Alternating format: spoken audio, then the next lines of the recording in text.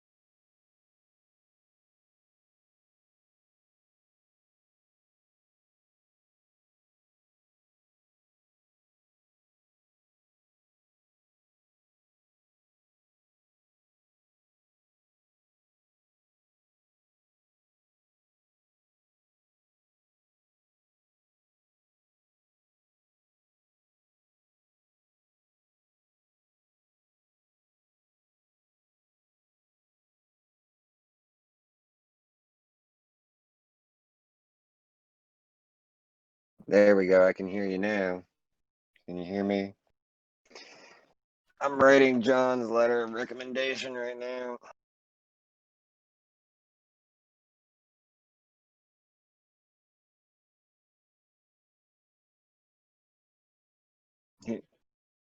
Well, I mean, it has to be a decent one at least. It's a letter of recommendation. I'm recommending him for Eagle Scout. The biggest problem I have is I don't know John that well. Like, I know him, but I don't know him. You get what I'm saying? So I'm struggling because I've been through his entire career at Scouts. I've been there through that, but at the same time, he wasn't exactly like a close friend. Dude, I could write about you for hours if you asked me for a letter of recommendation, but I don't know John that well. So it's a bit of a bitch right now. Hello. Hello.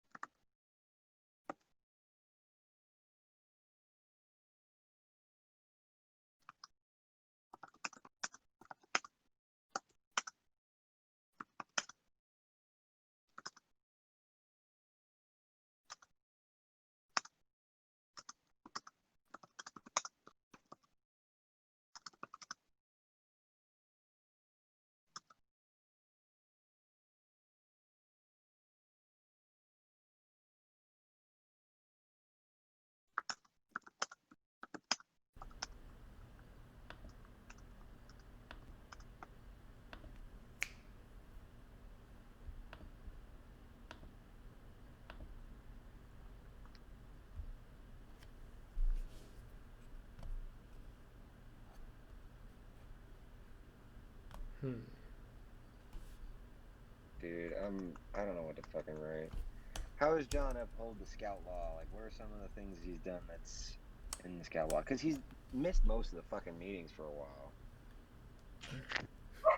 I am here. My dogs are being loud, so I might mute. Okay. My dog's right now just sleeping behind me.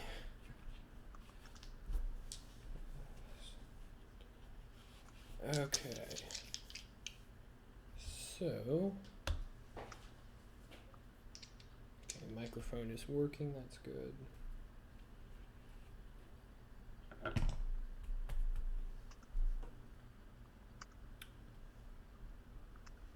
Okay.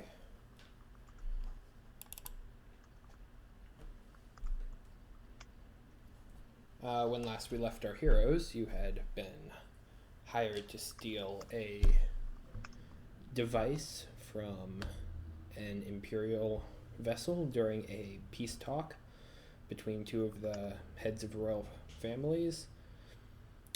You were able to complete the mission successfully, defeating their wizard and the first mate, who was the Dragonborn.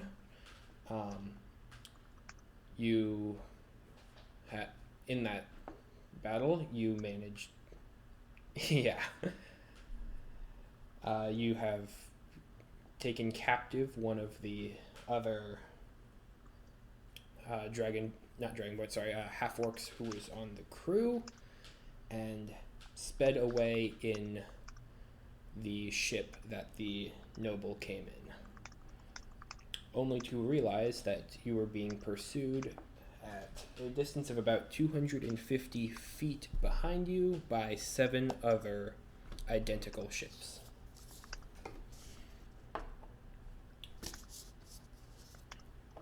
Okay.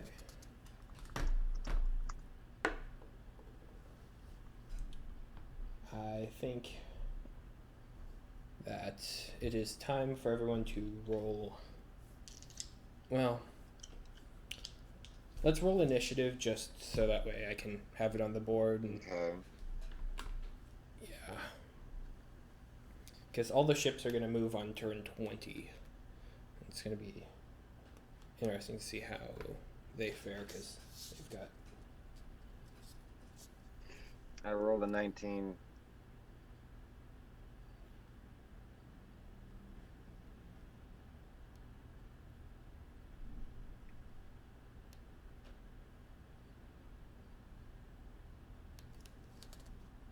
Oh, gotta get to my characters.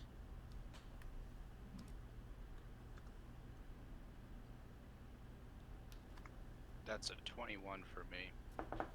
Ooh, nice.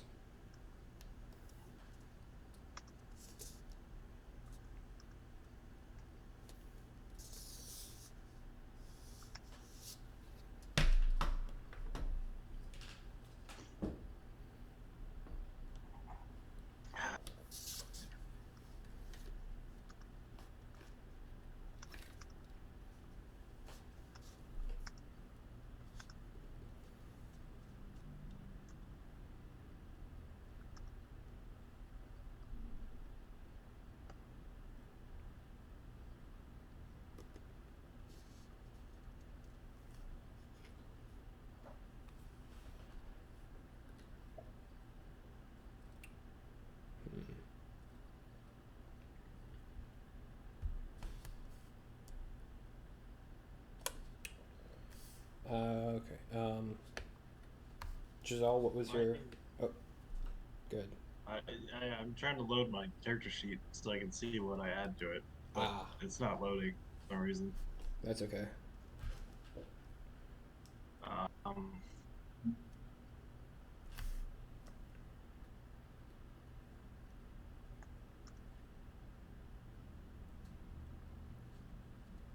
rolled a 7 plus whatever it is when this loads up. I think it was 2 or 3 or something like that. I don't know. Okay. Just put 7. That's 7? really funny. Okay. Get this working. There's a wide range, so you should be safe in there. Okay. Oh, here we go. 10. 10. There Okay. we go. Nice.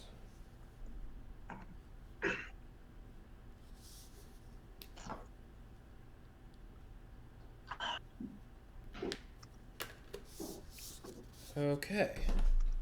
So with that, they're out of range, so... Okay. So there are... Are there Oh, weapons on the ship? Are there what? Are there weapons on the ship, like No. cannons, or? No. This is a ship that is designed for speed and nothing else. Okay. On its action, Checking. it can move. I just or, the enemy are going to be like outgunning us. no. And the ship pursuing us. Oh, so the ships pursuing us also don't have any weapons on them. Correct. The ships will not be taking attack actions on their turn. However, the combatants on board may. Fair enough. Okay. So with that, command. It is first your turn. You're 250 feet away from the nearest ship. If you have Our any, ship doesn't have many weapons. No, other than what none you're of them do. carrying. Okay. Yeah, although to be fair, your railgun could count as a ship weapon due to the sheer size and firepower. Which railgun? I don't have a railgun, do I? You have an antimatter rifle. It's Oh. My mistake. The other thing that blows up tanks. It's a broadsider. What fuel... Does this ship run on a fuel? Or it's magic, right? it's more arcane in nature, yes. Okay. Hmm. Golly gee, I'm not sure. What's the environment like around me? I tried to lose him in some rocks before. Correct. You were able to deftly maneuver your way through a small rocky outcropping, which was beneficial as the ship is kind of floating on top of the water. It's a little bit up, a couple feet. You were able to kind of veer to the left to avoid some rocks, and that did slow down two of the other ships. However, it was not able to throw them all off. Off to your right, there is a large island. It's mainly for imports, trade, and business practices. It's not necessarily in any sort of military establishment, and there aren't really much ports to it. You'd get to it via bridge from the mainland. It's populated. Yes. Other than that, there is ocean in front of you. The mainland is about 250 feet to your left. So you're kind of threading the needle right in between these two bodies. You had just passed an inlet.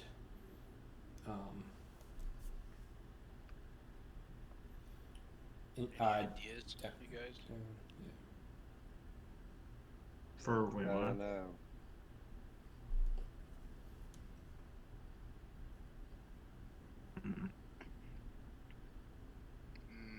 I considered just running the ship aground and bailing out and trying to blend in, but I don't think we would blend in, especially if we run a ship aground. What's Isn't my character like partially on fire? Yep. we could Yeah, it would be hard to we blend could in. Jonah and the whale it, and I turn into a killer whale, and you crawl in my mouth. I'm good. I feel like it would be like Finding Nemo, where the inside fills up with water. Right. That's only if I open my mouth after it's down there. Oh, right, because it eventually drained. Why am I considering this?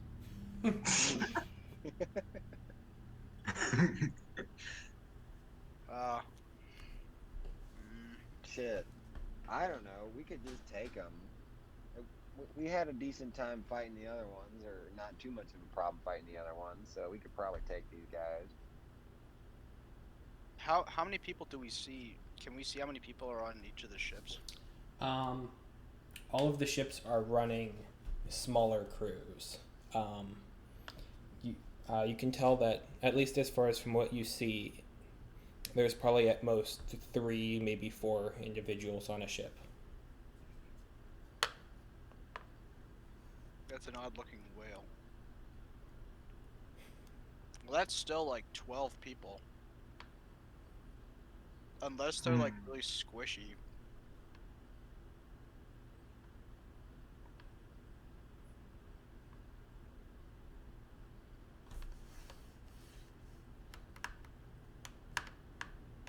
We gotta do something. Okay, I could probably take out 1 or 2 of the boats with magic, but I don't know.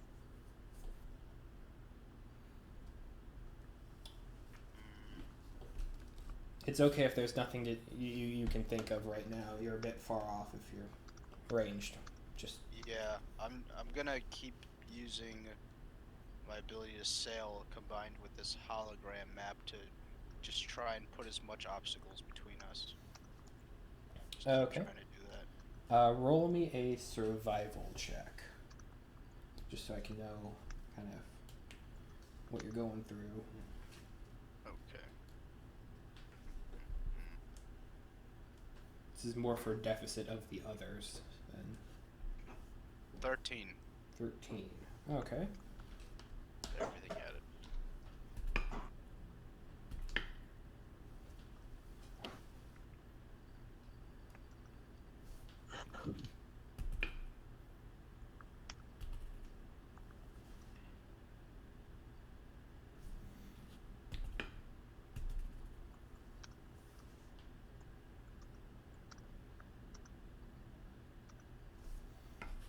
It's occurred to me that the closest ship of theirs is within long range of my short bow. Although that's not exactly ideal. In your steering, you are able to shake 4 of them backward a little bit, and you gain a little bit of ground. And how many were there? 7. 7, okay. I shook 4.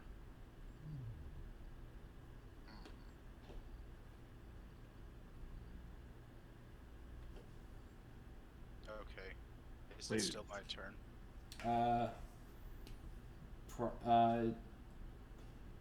Right now, I guess the ships are gonna go. So, Okay. I mean, you can take a shot if you'd like. Since Well, I was gonna try and see if like there was any way I could possibly speed this boat up, because they have the same ships and they're gaining on us. correct. So that's going to be on the ship's turn. It takes 1 action, which is either to move or to sprint. Ah, okay. To move, you'd be moving. It moves at 35 miles per hour, so you'd be moving at 50 feet upwards, or if you're sprinting, that's 100 feet bonus. Okay. They're fast ships. So that's not something I can do on my turn. Correct, but it's the ship's turn and you're on the helm, so. Okay. Could you roll me 1d6, please? 1d6? Yes. Do I add anything to it? Nope, this is just to determine if the ship can sprint. I rolled a 5. It can. Oh yeah. Okay. Were the ships behind us sprinting, or have we always been sprinting? Some of them will, but right now they're just your maximum speed was 50, and that in sprinting you can get up to 100. Good. Okay. Ship 1 is not. Neither is 2.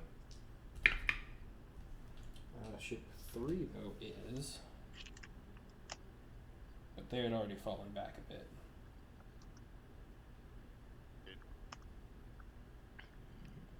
Unless I still have enough action to do anything else, I guess that's the end of my turn. The ships.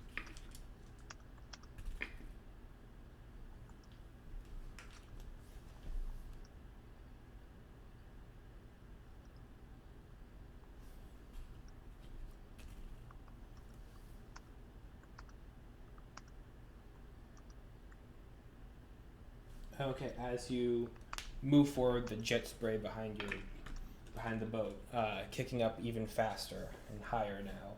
You can see that there are 3 others in the fleet behind you that have also picked up speed.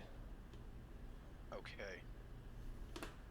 Pebbles, if you do that, the spell work that takes out 1 or 2 ships, that'll mean there's maybe like 1 guy who can keep up with us. Okay.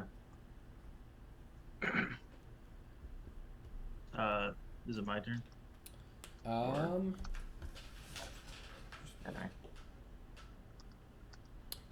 It is Vash's action. I'm gonna go for 1 minute to get a drink of water. Am I able to like shoot one of them? Like, if I shot at them, could I shoot the boat or what? Or could I get a hole in the boat and try and sink it? You can certainly try. I would like to shoot one of their boats and see if I can't get a hole in it. Okay, let me just. And I'll use the antimatter rifle because that's my big damage one. Okay, what's the range? on that? Shit. Hang on, let me find it.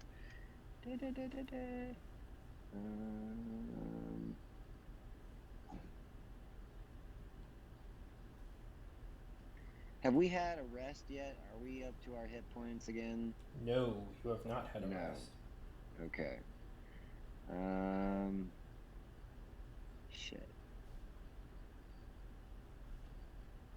Where is my...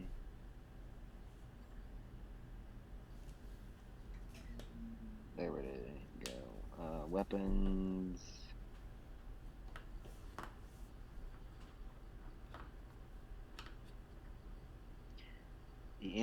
Its range is 120 to 360 feet.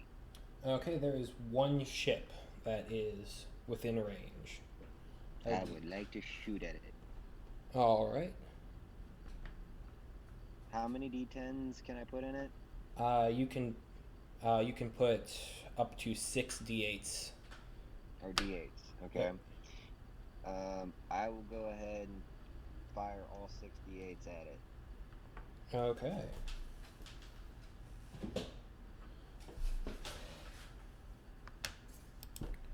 And that goes to be 29. To hit? Oh, I didn't roll to hit. I rolled the D8s. Ah. And back. I roll for the D20. I roll a D20 to hit, right? Correct. Plus your dexterity, I believe. Okay. And proficiency. What's he rolling? He is I'm shooting at the boat. taking a shot at one. Natural 20. What's Oh. my dexterity? Well, for one, the natural 20 means you're automatically going to hit. But it also means you're doubling the number of dice. Oh, That's okay. crit. So 29 times 2. Or you could roll the 68 again, but yeah. Oh, I can roll again? Shit, if I can roll... Well, I might not get 29 again, though. Yeah. I think it's safer just to You might get multiply by you 2. might get a higher number than 29. Alright, well, let's roll again. 28. Okay. So 29 plus 28. They Fifth- survive with a 1 hit point. 57 points. Sweet. Okay, let me just make a note of that.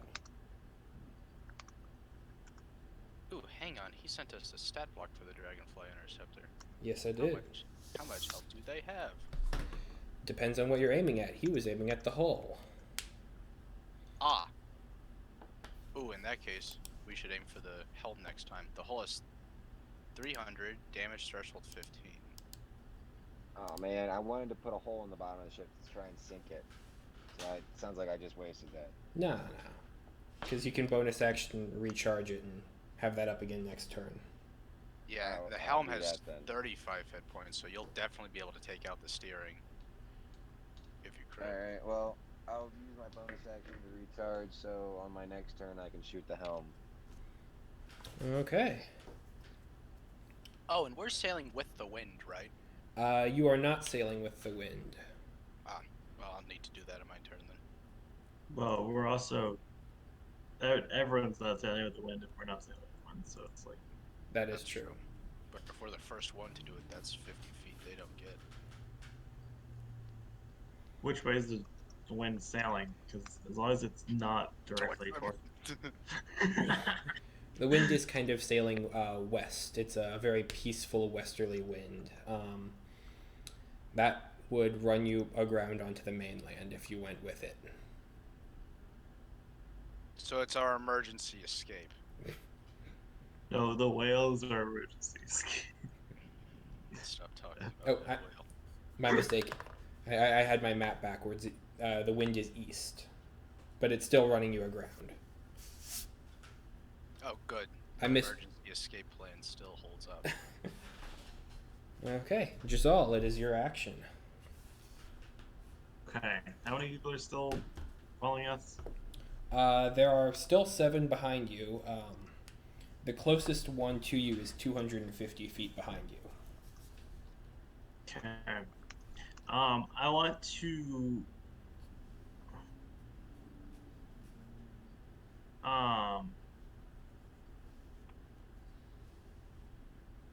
control water Okay. to part water in just in front of their ship Okay, to boom. where their ship will fall in as it because it's 100 by 100 by 100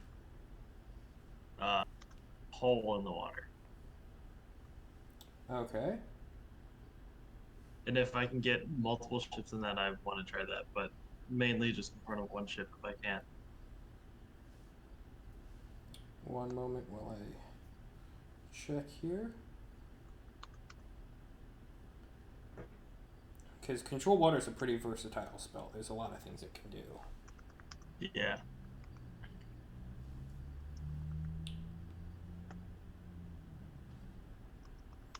Okay.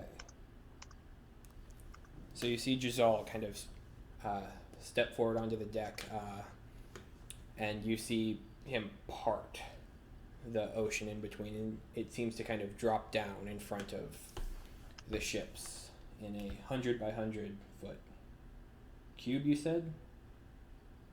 Yeah. Okay. You see a couple of the ships slow for a moment, but then they kind of zip over it, or at least on top of it. Wait. They go over the just pit? Yes. Bruh. Like, do they jump it or do they just keep moving? They kind of keep inertia. They're floating above the water. So they don't. So they go down, but not by enough to actually enter the pit. Right.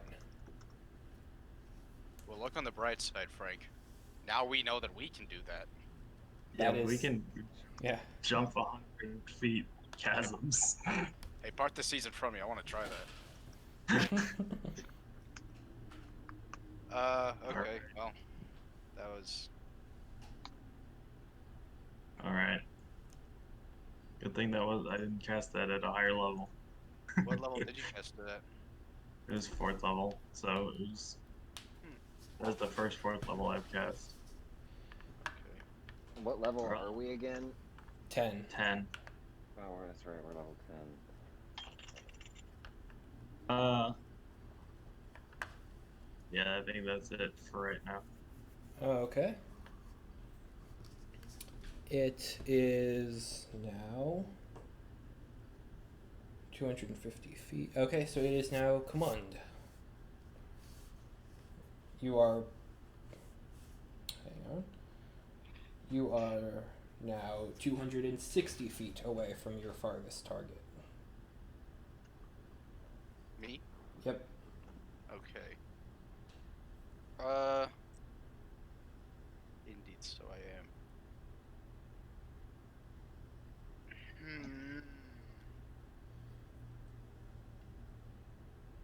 I do not remember the rules for sneak attack. I know that it's just you need advantage. I don't know how I could give myself sneak attack advantage in this particular situation that I'm in. Because if I could zero the helm on a ship. Okay.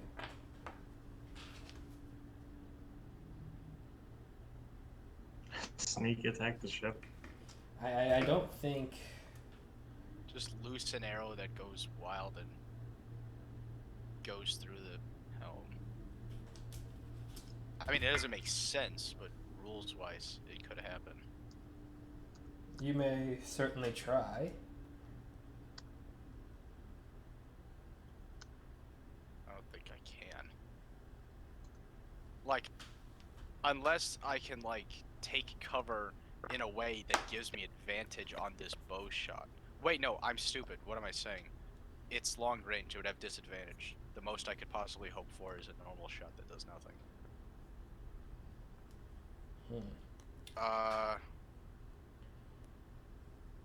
Is there anything that I could do to try to lose them again, or am I kind of running out of environment for that?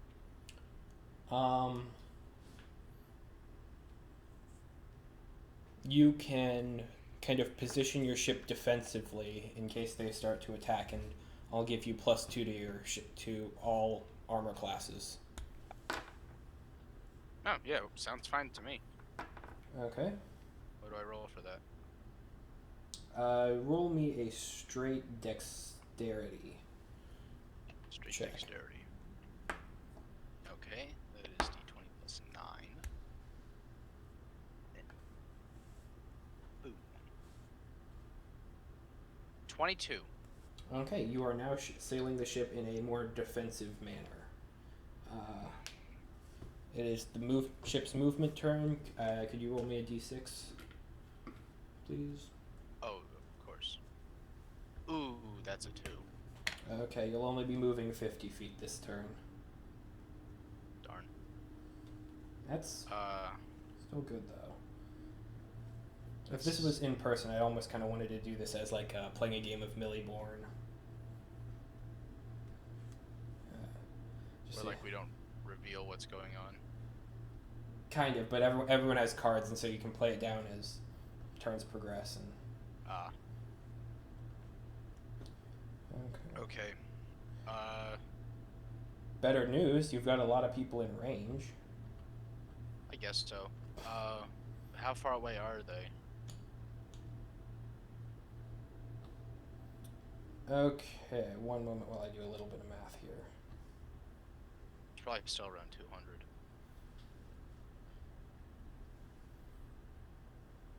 Okay. So, your nearest ship is once again ship number 6. That's one that just keeps fighting back. Is that the one we shot? Yes. Okay. It is 190 feet away from you, followed closely by ship number 7, which is 225, and ship number 3, which is 250. So there are some more that are within range. And Vash, it is your action.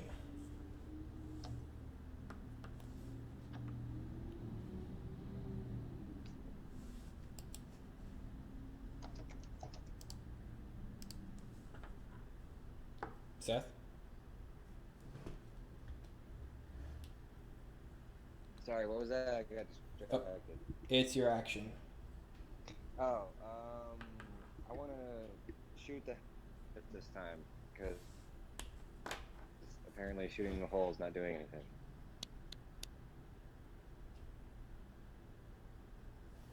Okay. Of which ship? You have 3 within range. So I need to roll a d20. The same one I shot before. Okay. Yep, so that's just going to be d20 plus dex plus proficiency. Okay, hang on, give me a sec. My parents are doing something. I need to talk to them real quick. Okay. Visually, is the helm similar to like a regular ship where it has like the big wheel you spin? The helm is more towards the back. It's where you've been controlling the ship with. You've kind of got the dash panel where where the Wayfinder device rests. And so. Okay. Okay. I need to get my iPad because I'm downstairs. Shit. We can see the helm, right? Like on their ships? Or Yes. Is it... Okay. It's basically its defenses are the walls of the captain's quarters. You can still see into it, but you can definitely see where it is. Okay. An anti-matter rifle will have a better time hitting it than a short bow. I have a dexterity of +3, so I rolled a 14. That I'm sorry, not a 14. I rolled a. No, yeah, it's a 14. That's the armor class for the helm. So does it hit or does it just miss? That's gonna hit. Okay, sweet. So then I roll 68. If you want to use all of your shots on this one, yes. Can I use a bonus action to recharge for the next round again? Sure. Then yes, I'm gonna use all 6 of these. Okay. Roll. I get a 26. Okay. So let me just make a note of that. Helm minus 26. Okay. Yeah, ship 6, their helm is looking a lot worse for the wear as you blast most of the defenses off of it. And you can see on the inside there is an humanoid individual wearing the traditional silver and blue garb of the Imperial Navy, furiously working with the wheel. And roll me perception. Looks like we pissed him off. That's a D20, right? Yep. Alright. They sent the whole military hang on. after us. Roll the D20. Gee, you'd think we'd done something bad. I rolled a 9. Okay. Yeah, maybe just a little. Yep, that's to the extent of what you can see. Alright. Okay. Jazal, it is your action. All right. I don't know what I want to do now. That's okay.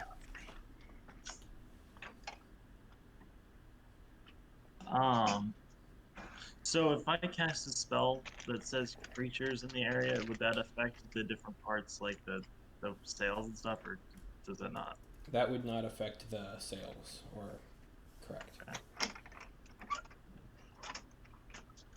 Okay.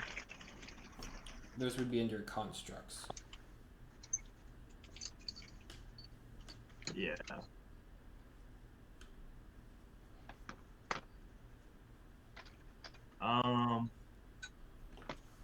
So are there any of them still over that little pit, or did they all pass through it? There are a couple of them that are still over it, yes. Hmm.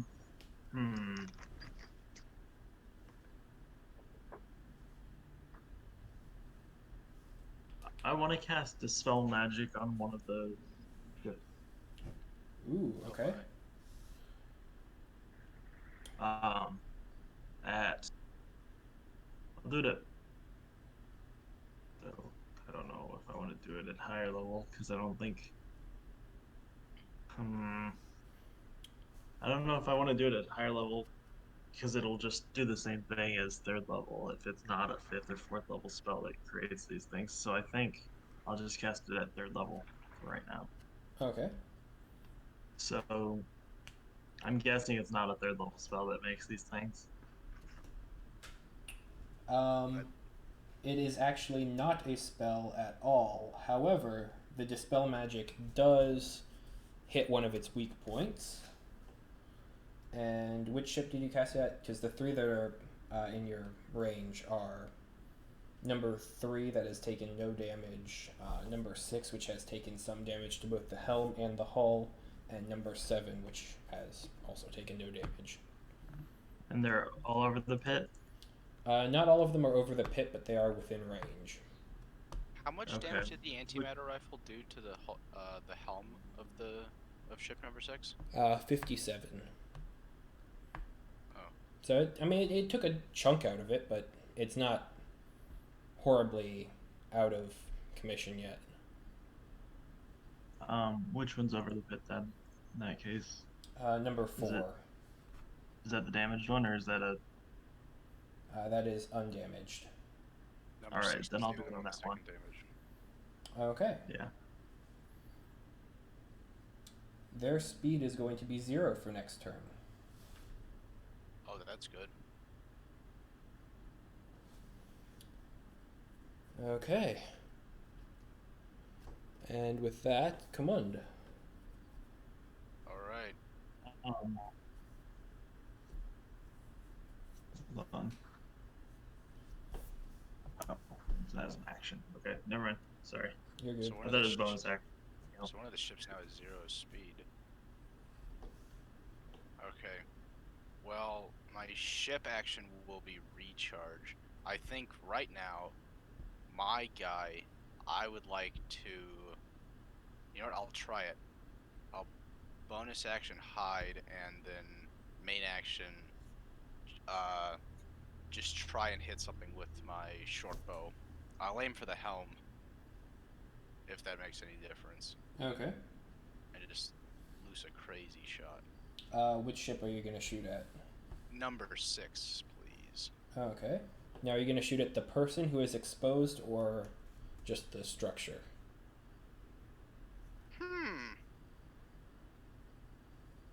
That is a good question.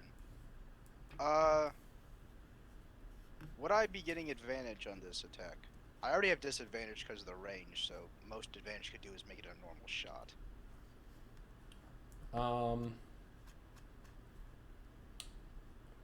I understand if you think say so. no. I mean, Okay. because you're not really engaged with them. You're.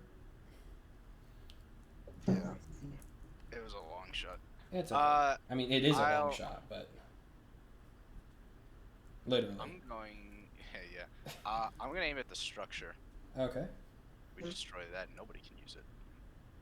Alright, that is going to be a +9, rolled twice.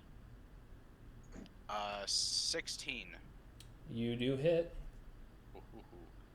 Okay. And so that'll just do 1d6 +5. 7 damage. Okay, this helm is inactive. Or at least the helm defenses are, yes. The individual there is completely exposed. So does that mean the ship can't move now, or what? It will not. It will have a higher chance to fail its recharge. So. Which I believe I need to do right now. Yes.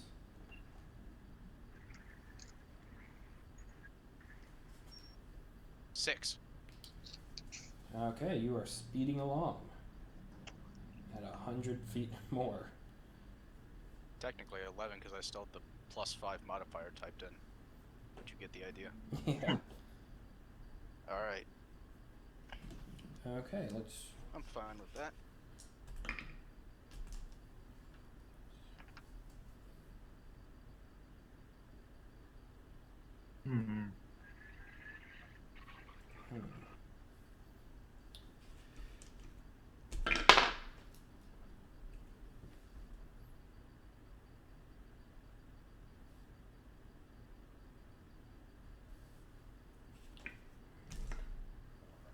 They fail their test for the speed, so they're only going to move normal.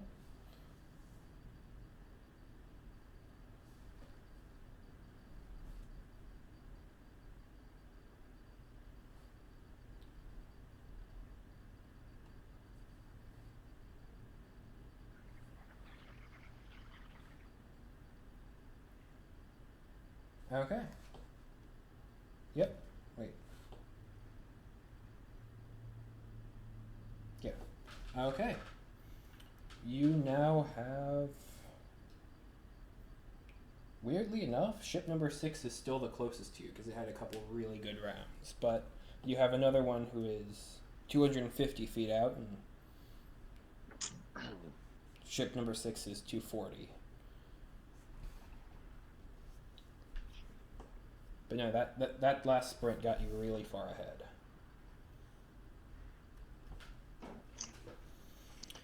Okay, it is Vash, your action.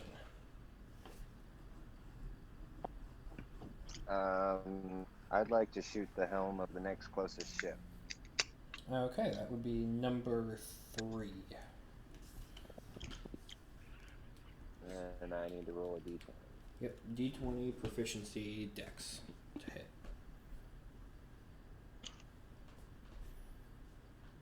Plus my dexterity. What's my dexterity?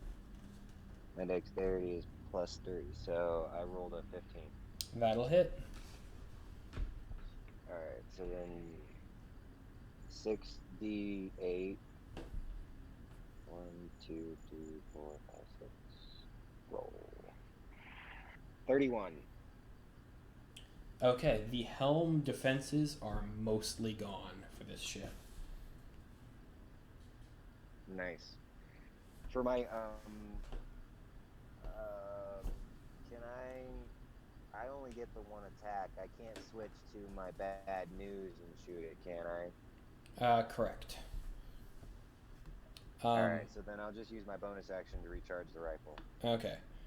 Just so you know, with the antimatter rifle, you can split up your shots and do like 3d6 to one target and 3d6 to another for as many attack actions as you have. At this point, I want to focus as much damage as but I want to focus as much damage as I can on that one ship because that'll be the fastest way to get rid of it. Makes sense. I just wanted to make sure that you had that. Yeah, I remember. When I'm fighting like personal targets, like up close and personal with a bunch of people, I'm going to be using that method for sure. Gotcha. So then I recharge my rifle with my bonus action and then I'm done. Okay.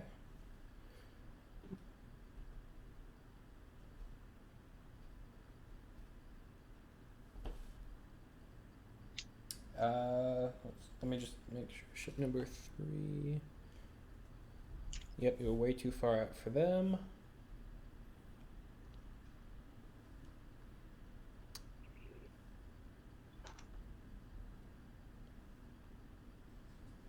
Okay. Yeah,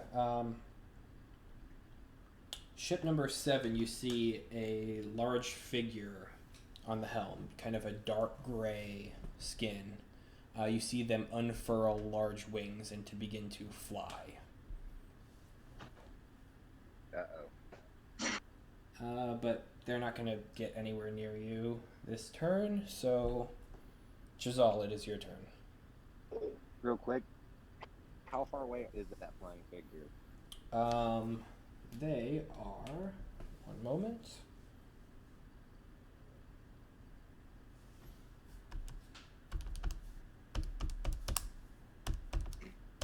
That's not the same kind of ship that we have, is it? Yep. They are 245 feet away from you. Sweet. I know what I I'm don't know doing next. How's he gonna reach us? That's what I want to know. He's flying. Yeah, but we're moving at like 300. Well, if he takes the dash action, he can move 60 feet, which is 10 feet faster than the ship's base speed. So there is some ground that can be caught up, but it's not much if you're sprinting. Well, he's also flying. You move faster in the air. I mean, technically speaking, all of you are as well, but... Yeah. Jazal, it is your action. Okay, so what is the status of the remaining ships? Like, who's at the helms and like, are they still coming at us or what? They are still coming at you. There are 3 of them around 250 feet away from you. The individual who is flying on their own is from ship number 7. 2 of the ships closest to you have had their helms dismantled, or at least mostly. Everyone else, their ships are completely intact, but they are farther behind. Yeah.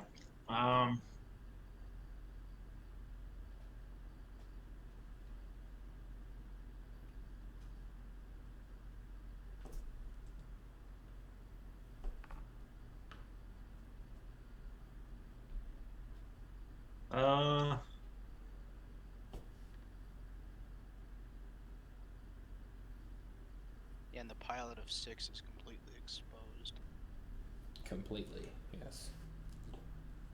And utterly. And they lose points for recharge, so... which ship was the one that's almost got its helm destroyed? 3. 6. Oh. 6 is completely gone. 3 is almost entirely gone. Aha. 3, okay.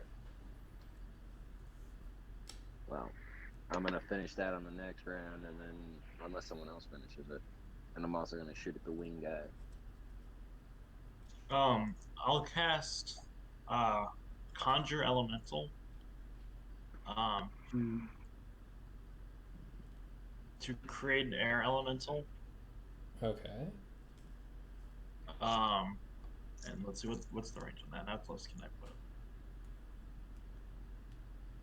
him?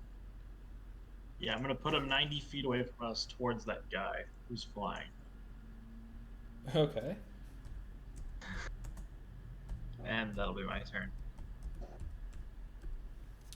Okay, so you watch as Jazal begins a summoning ritual and kind of leaping out from the waters. You see the water kind of swirl up into its body, and an air. Hold on, I forgot the casting time on that is actually a lot. I misplayed that last time, and I just remembered that I did, and I had forgotten about that. Because the casting time is a lot more than action. So hold on. Gotcha. I will do something else then. Um.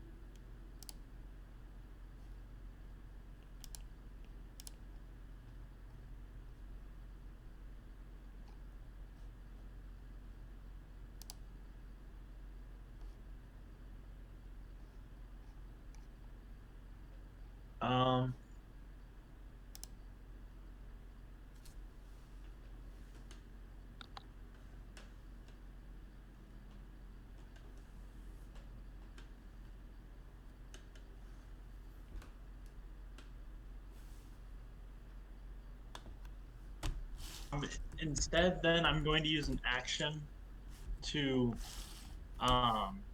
switch my control water to, instead of being flood, be redirect flow to upwards. Okay. So the water will come up at them if they're over the area. Awesome. And that'll be my. So that's gonna. One moment. Okay. There's flow. Redirect flow. Okay.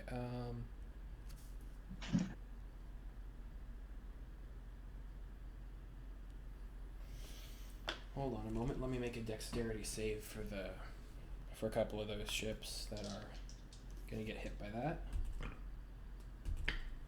Those are 2 failures. That's 3 failures. Okay.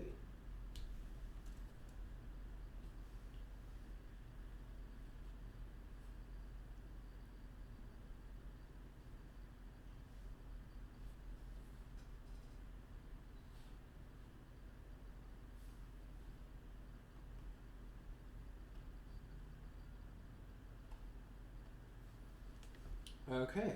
So you watch as Jazal kind of hoists his hand into the air, and the square of water that he had previously parted swells with a large wave that catches several of the ships off balance.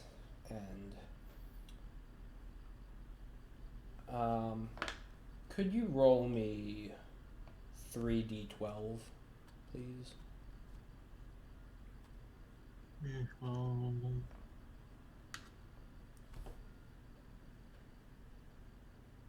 Six, 7. That's 24. Okay.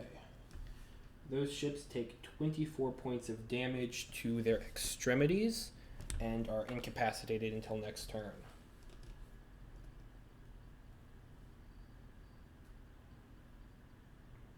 Okay.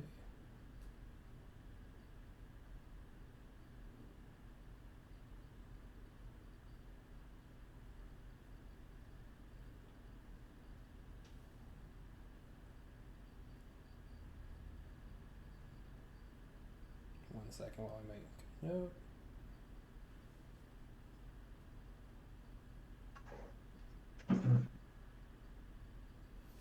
Okay. You are moving successfully much farther away from them. Command, it is your action.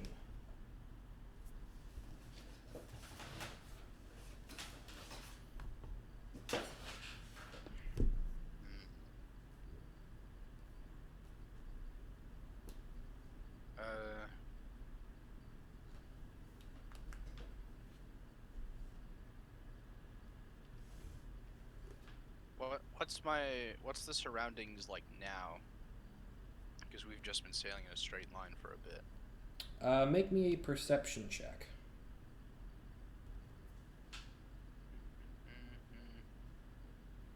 Okay. 23.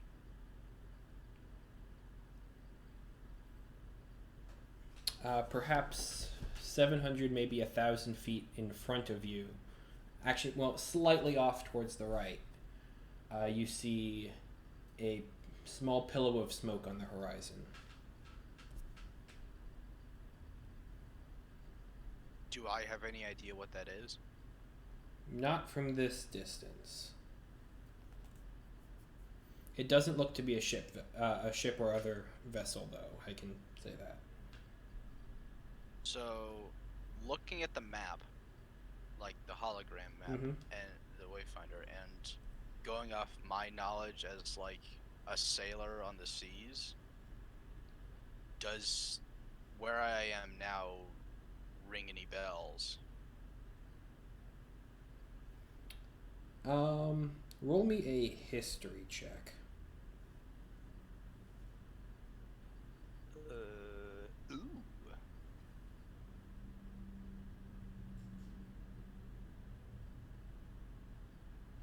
17.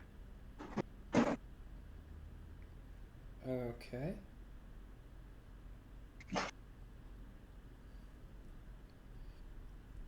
It's rumored that there is an pirate alcove off the shores that the Navy's been trying to get rid of for decades, but it's never quite been tracked down. It's possible that this could be it. It's, however, unlikely you might think it is. Well, unlikely or not, I'm going there. Okay. So I'm gonna keep heading forward. I hope the pirates are able to fend off the ships behind us. I'm gonna keep going forward. Just putting distance between us. You know, the normal stuff. Sounds good. That smokestack is my new destination. We should watch out for those pirates. If they see us in a Navy vessel, they might not be happy. How quickly can we paint skull and crossbones on the side? Yeah, probably. But we could kick up some smoke by just causing a cannon shootout, and then use my defensive scaling to flee. No way the pirates could chase us. All right. Recharge. Yep. Damn it, 4. Okay, you'll be moving 50 feet this turn. But luckily there are several ships that are not moving this turn. Good. And that ship that pulled out the wings and started flying. Or, well, that was an individual on the ship. It wasn't... Oh, okay. I was gonna say. Yeah, the whole ship just grew wings. Well, I was gonna say, if we can do that, why haven't we done that? Okay. Then that's it for me. And the ship. Okay. They're not...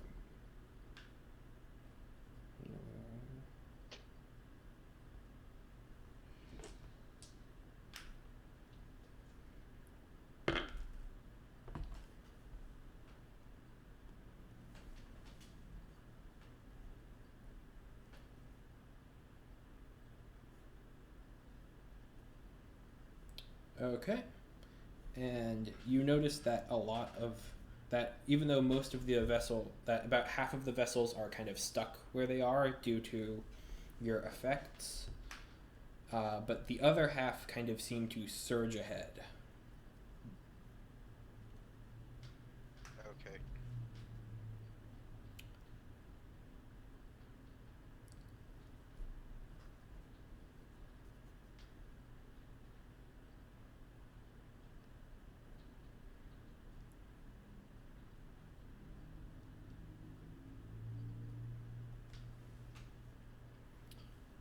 Okay.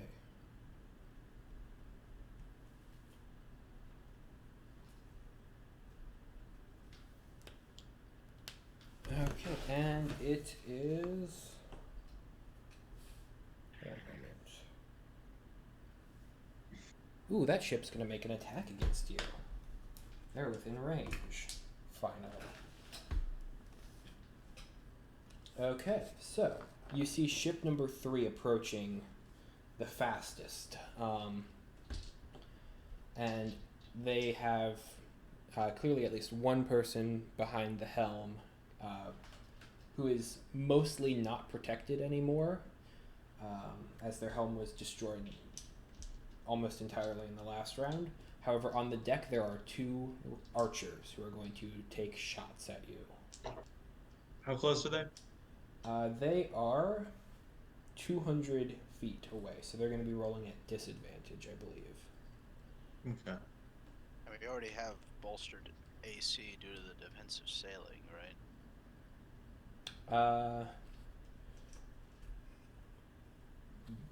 Your ship does, yes. Oh. Well, that's still good.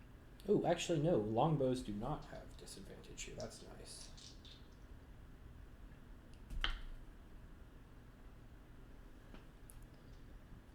That is a miss. That is also a miss. Ooh, hey, 1 hit. So you see one of these arrows kind of come up and... where is everybody? I know that Comond has to be kind of in the captain's quarters behind the helm since he's manning the directional. Where's everyone else? I'd be standing probably on back so I can look out at everything that I've been doing. Gotcha. I'd probably be standing on the deck where I can shoot people. Okay. So then this is going to be coming in on the back side. So, Giselle, what's your armor class? It is 16, I want to say. Yeah, 16. Okay. Because that is what they rolled. And... Ouch. That sounds like getting stabbed. you take 7 points of piercing damage. 7? 7. And then the other person's going to start firing. Miss, miss, and miss. And now it is Vash's turn.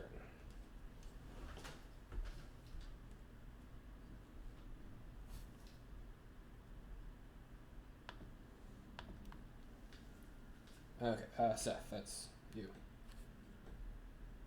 Sorry, I was on mute. I didn't realize I was on mute. You're good, you're good. Is ship number 3 closest to us now? It is. Alright, I'm gonna shoot 2 at the helm, and where is the wing fucker? They are...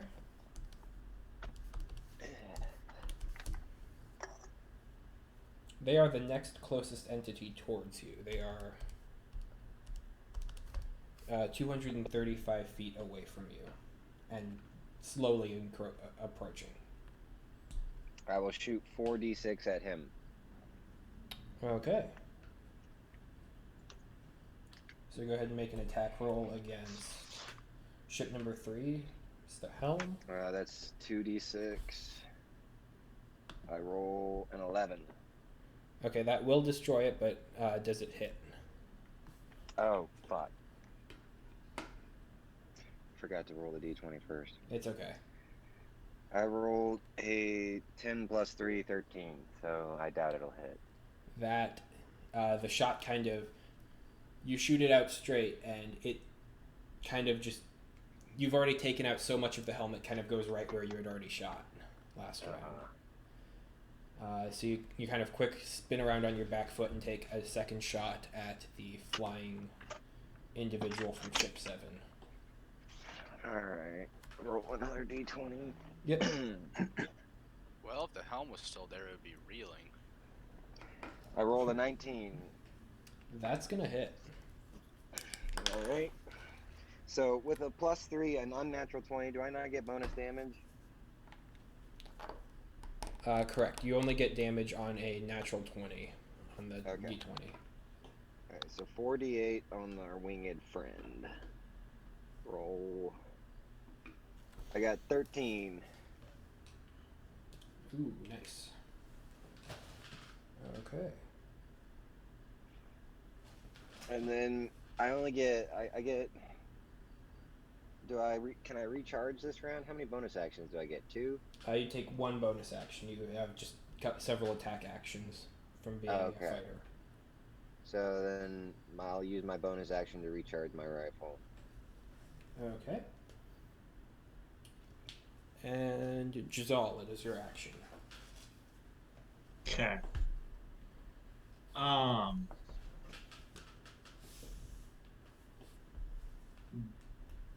These things are still made out of wood, technically, right?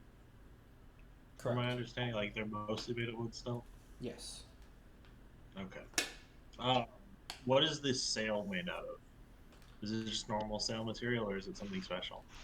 It is. It has a fabric base. However, there seem to be bits of metal kind of strewn in to help catch wind and different sunlights. So you can see different energy patterns kind of shining across it. So it is sufficiently advanced, but still flammable, if that's what you're looking for. Okay. Yeah, I was just wondering because I was just thinking about um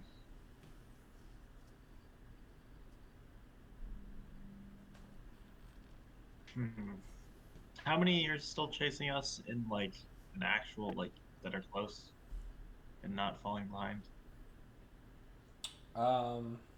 You've got 4 that are close to you. The other 3 And are how many of those incredibly far guy behind. is it just the one that's exposed?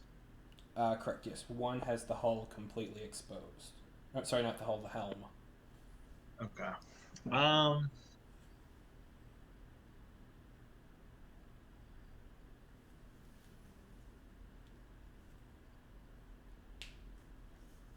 in that case, I will stop. See, I don't know. Will call lightning actually damage any part of the ship, or Possibly. I feel like it would have to. yeah? I mean, I feel like it would, but then it also says creatures in the area, so that also is Well, each ship is also manned, so yeah. Yeah, if the creatures are damaged, then the ship doesn't get sailed. That's what I was thinking. All right. So I'm gonna stop concentrating on the water, the control water, meaning all the water will fall, and I'll cast control or call lightning instead. okay. Um, The ship closest to you was ship number 3. That's the one that had the 2 rangers who shot at you, and they have the mostly damaged helm. yeah, I'm gonna cast it at 5th level, Ooh. Okay. Spicy. and I'm going to electrocute the guy at the helm of that ship. Okay. Do I need to make a saving throw or? Yeah. Ooh. Hold on. Oh, that was never mind. That's at 4th level. Hold on, I gotta pull that up. Let me check that saving throw. It is a dexterity saving throw. and the DC is 16. He rolled a 7. All right. In that case, let me roll.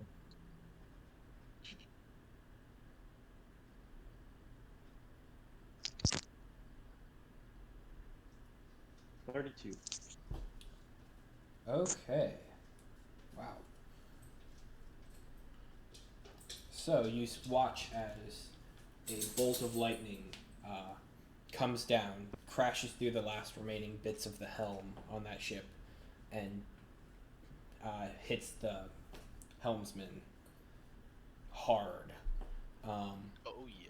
The lightning kind of grounds itself in the ship, and you can see sparks kind of flying from within the hull as the mechanicum inside of it has taken damage as well from the lightning, and you watch the ship fall. And the rangers who have taken to the front deck lose their balance as the ship starts kind of hitting the waters, being thrown more and more off balance. And it starts breaking apart.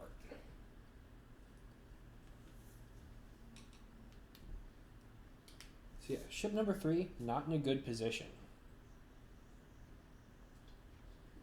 They'll probably be completely destroyed at the speeds that they were going by next round.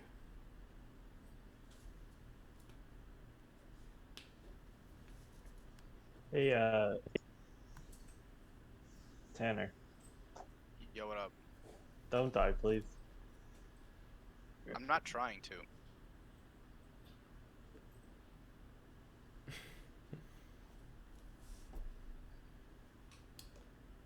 Okay, and Doing with everything I that, can to stay alive. with that, it is Koman's turn. All right, what do you guys think? Do I just keep sailing towards the smokestack? Sure.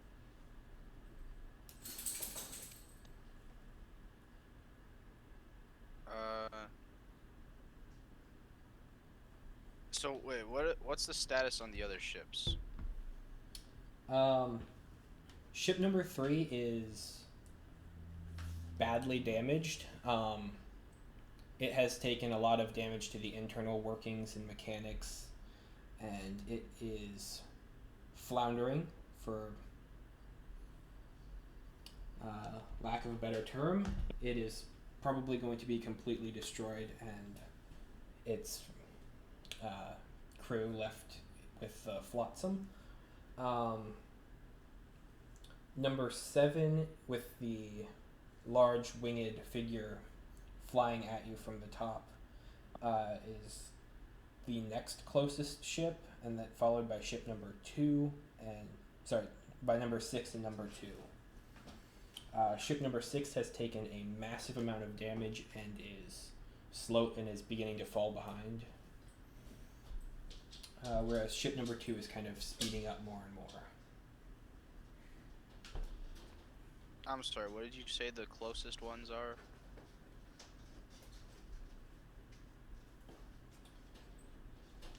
That would be numbers in this order: 7, 6, and 2.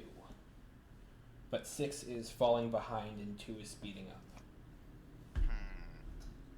And yeah, because 6 has taken a lot of damage to the hull and to the helm. So 7's the closest one to me. Correct. And flying slightly before it is the large winged figure, who you can now tell is dragonborn in nature. Oh my. That's worrisome. How far? I'm gonna far keep away- shooting in. I'm wondering if I can shoot him normally.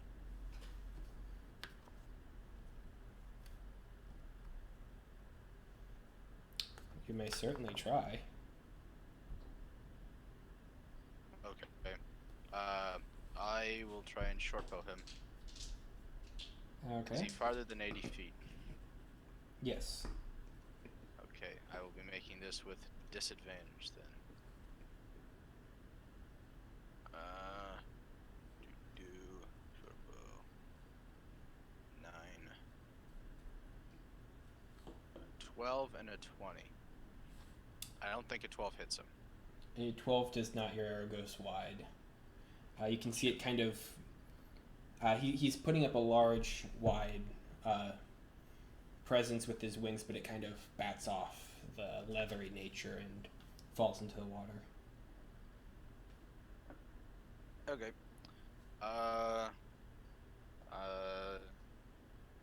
Well, I've exhausted my capabilities. I'm gonna go back to sailing. Okay. Roll for the recharge. 6. Okay, you are moving. You're picking up speed. And the smoke cloud seems to be growing faster. Coming up faster, so it seems to be maybe 650 feet out.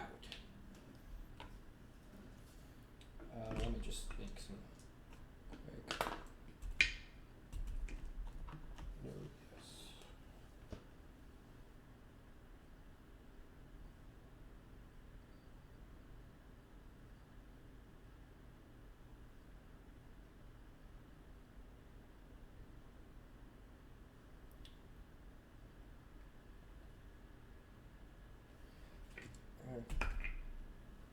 No. Ship 3, you watch as it kind of continues crumbling into the water, and it is gone now.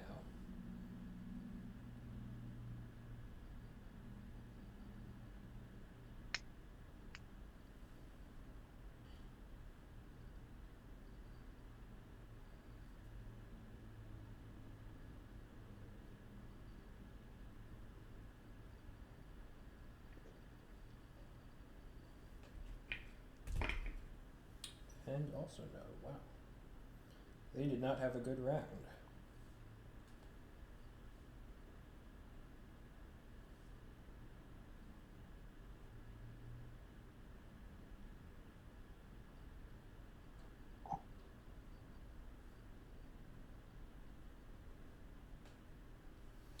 Okay.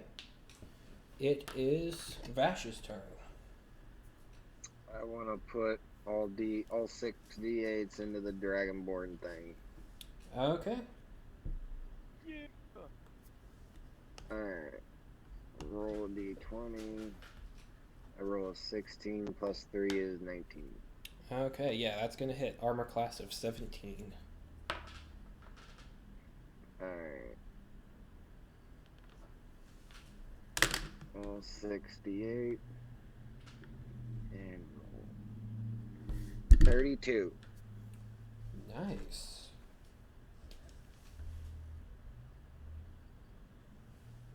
You definitely see them kind of recoil back in injury.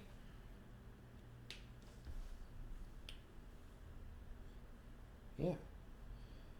Sweet. Yeah. And then bonus action reload or recharge. Gotcha. And archers are down. Ship number 2 does not have anyone on board. That is Old Dragonborn is dashing. Giselle, it is your action. Okay. Did the guy flying die, or did he not do that? No, he took damage. It hurt, Or, but he sorry, is not down. Not take damage, but I meant did he not die? Okay. In that case, how many of the ships are gaining on us? Okay, you have 3 of them that are about that are about 300 some feet away from you, but everyone else is falling behind. 300 feet away. Okay. You had a good round. You've had several good ones, actually. Yeah. Just trying to figure out which and how close is the flying guy?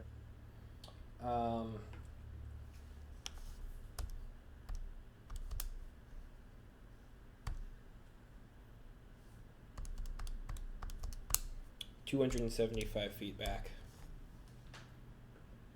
Okay. I guess I'll just hold an action of call lightning for if anyone gets within 120 feet, but I don't think they are going to. But yeah, I'll do that. Okay. And command.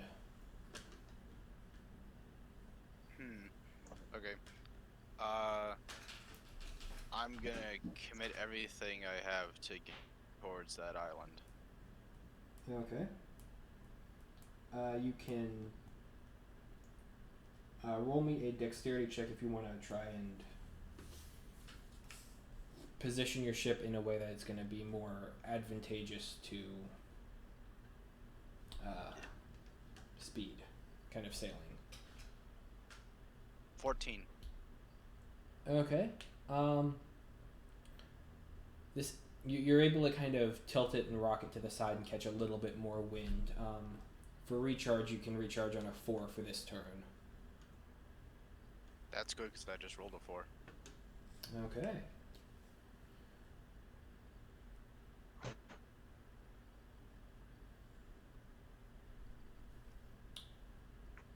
So yeah, you're gonna be picking up a good amount of speed there. And they are not.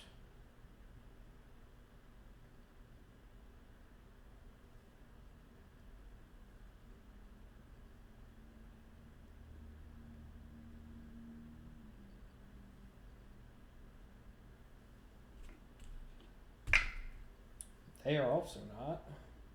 They are dead.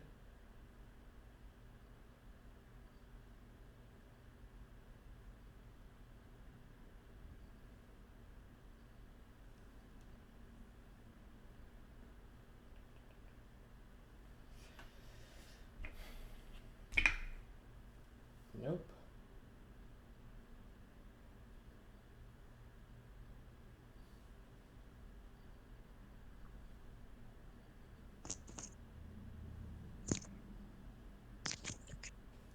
Okay. You all continue speeding forward at twice speed, whereas all of your pursuers seem to slow down, moving at only regular speeds. You are now incredibly far ahead of most other vessels. They're determined. You did steal proprietary technology and their Baroness's ship. Yeah, that makes sense. I mean,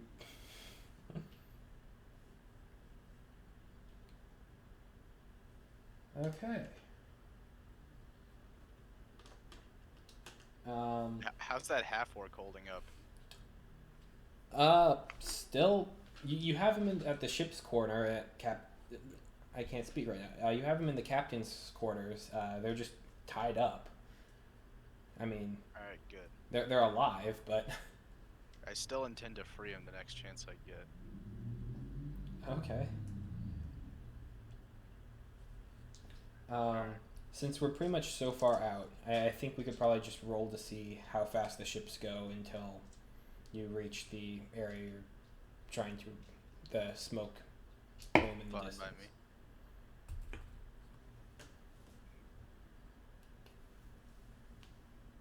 Do you want me to roll the recharge? Yep. 5. Okay.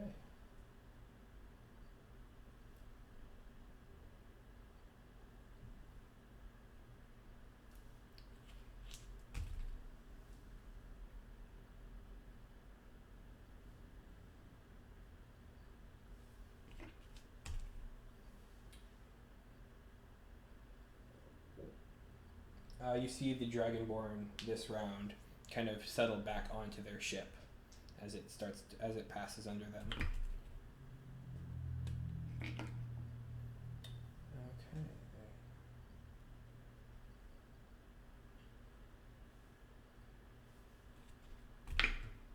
Go ahead and roll another one. Another recharge? Yep. Okay. 6. Jeez.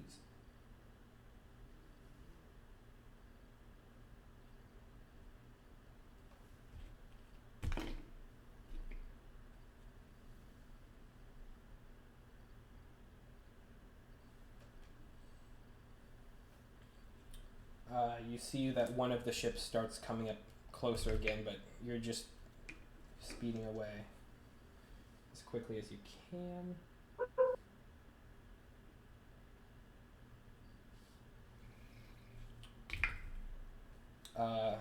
Yeah. As you approach, roll me one more recharge. Actually, no, two more. Two more. Sorry. Oh my god, 5 and 6. First one was a 5, second one was a 6. Okay. As you approach the where the plume of smoke is on the that you had seen previously on the horizon, you start to gain more clarity. It's the smoke is coming from a large fire built in the center of a large floating network of wooden planks and piers that are tied together in some areas, welded together in others, and overall just kind of floating on the waters. You see several ships docked around at different locations, most of which taller, sturdier, several ballista and cannons on off to the sides. Several of them drawn towards you as you are approaching.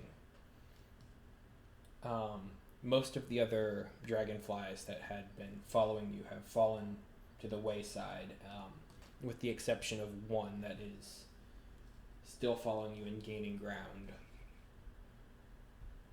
Okay. As we approach this, because I still think that this is, the pirate outpost, and that they're probably they might shoot at us with like cannons. I want to start driving a bit more defensively in case like we get shot at, so I can maneuver. Okay. Sounds reasonable. Is there anything anyone else would like to do? So we've kind of come to the end of the chase. There's still one ship behind you. They're about 150 feet. We can't. The Dragonborn's out of range. Long out of range. They were forced to land after their ship picked up some speed, and I'm wondering if got those left ships behind. are still. Sorry. oh no, you're good. I'm wondering if those other ships are still gonna try and catch up with us, because if not, we could. I'm positive we could stop and fight this ship, this one ship. But if that would result in them following us, I'm not sure that's worth it, because we kind of worked hard to get rid of them. No witnesses. No witnesses. How did the people on the island seem to be reacting to this sudden appearance of 2 dragonflies?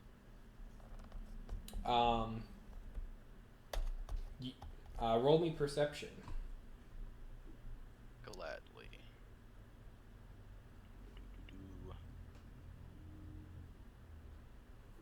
+9. Modified 20. Okay. As you start to look around at the ships, you see that a lot of individuals have taken to, and there are a good number of people on deck kind of readying the ships in case of movement, and you have a lot of ballista focused on you and the other one coming in. Can they see me?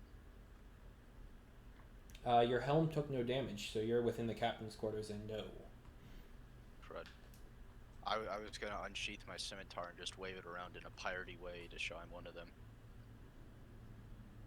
Yarhar. Yarhar Fildy D. I can do that. I have a scimitar. Wave it around in a piratey way then. Yes, I will. In a piratey way? What's a piratey way to wave it around? Waving it frantically while shouting Yar. Roll me a persuasion or performance check. Your choice. Oh man, my persuasion's 11.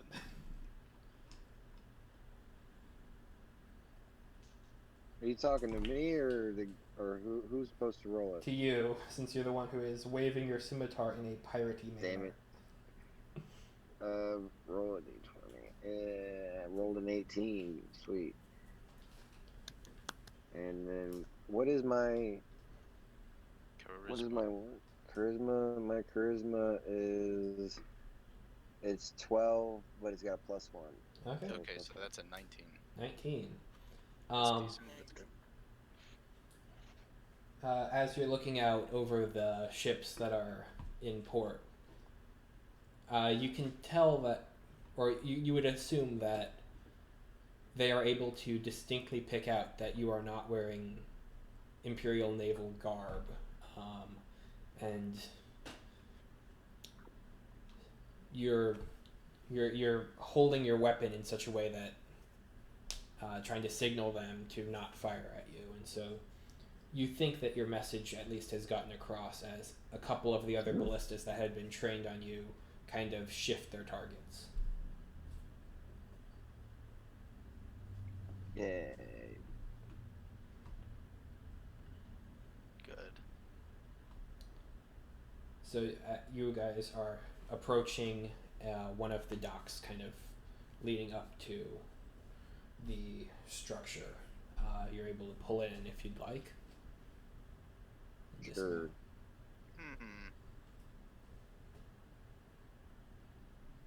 I don't know. Well, the original plan that I had was just drive by, have the ships behind us get tangled up in the ballista fire, and then just keep sailing on to freedom. I'm not sure if we would want to land here. I don't know. I'll leave that up to you guys. I'm good with whatever at this point. What did you say? I'm saying that the entire reason I sought out this island was so that they would then start shooting ballistas at the pursuing ships. The pursuing ships would get tangled up in that, and then we just keep sailing. You know? Alright. My So let's plan keep was sailing. to dock. I mean, but we have the ability to, right? We I feel like could, it would probably be the safest place right now, as long as they're not shooting at us. as long as they don't get really mad at us for sending 7 Navy ships and a winged dragonborn towards them. A location which nobody knew existed. Well, they knew it existed. They just weren't exactly sure where it would be on a map. Oh. Well, they are now. Since it's floating, it's easier to maneuver around. Hey, you know what? We've been sailing for a while. I'll dock. Okay. It might be better to ditch this ship anyways, or sell it for money. That is definitely a Quick possibility. question. Sure. How far away are we from the drop point? What drop point? Were we not supposed to map. take the wayfinder somewhere? Yes. Your communications were to bring it to your buyer, an individual by the name of Marcellus Orpheo, to a club that they owned known as the Spirit's Gate. It is in the eastward district on the second half of the island, so you're actually making pretty decent ground if you wanted to head to mainland from here. If you could find a way to more discreetly reach mainland, you could head there. I was just making sure we weren't really far off course. You're not My horribly only other worry is that, Pirate Haven, we might get. Well, I'll keep the wayfinder on me, so that We might get pirated. if they try to pickpocket for it, they get the pickpocket. Okay. All right. Okay, you pull in, and very tall, gruff fellow meets you at the docks. What's your business here? Our business is that, and I point to the stolen ship that we're on. Yeah, we know this kind.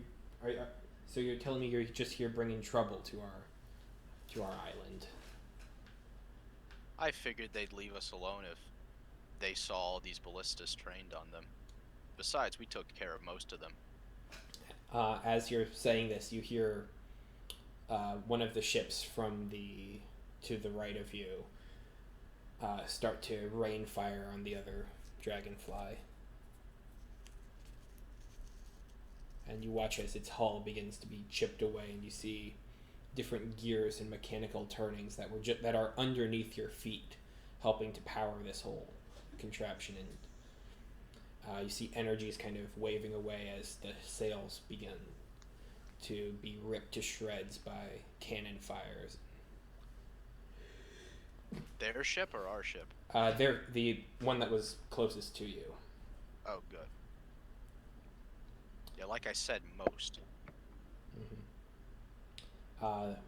Most of the firing came from the tallest ship in port, a large galleon-style vessel known as, and you see kind of written on it, it's called the Quori Fang. Let me just put that in chat.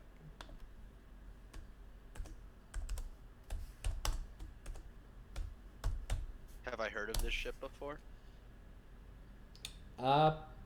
Roll me a history check with. No, yeah, just straight history check. That is a 9, and my modifier is. Oh, right, 0. 9. No. Well, it's big. It Know is. that. It is very big. It is a very expensive ship. All right. Alright, let's steal it. No, not again. No, we won't be able to outrun him in that.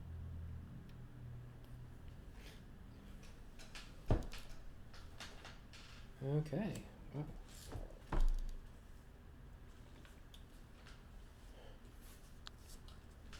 So the large individual who is kind of looking your ship over.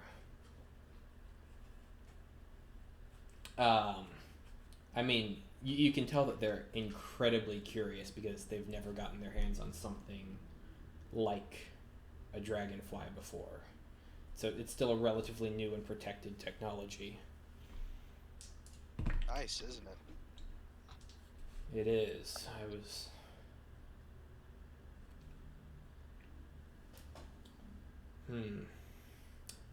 My crew and I would definitely be interested in taking something like this if you were willing to part with it. Well, it's definitely fast. It's faster than any other ship I've ever been on. And for that reason, it puts it above many others. Of course, it has no defense on it, and that's why we had to flee here.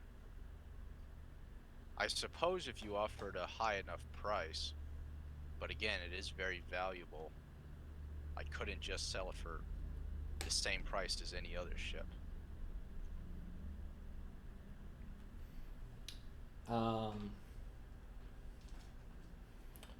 Well, you see, the captain doesn't necessarily like trading with gold. It's a bit too fickle, too inflammatory for her tastes. I agree. Gold comes and goes in the blink of an eye. What exactly did the captain have in mind? I'm gonna get shanked here, I know it.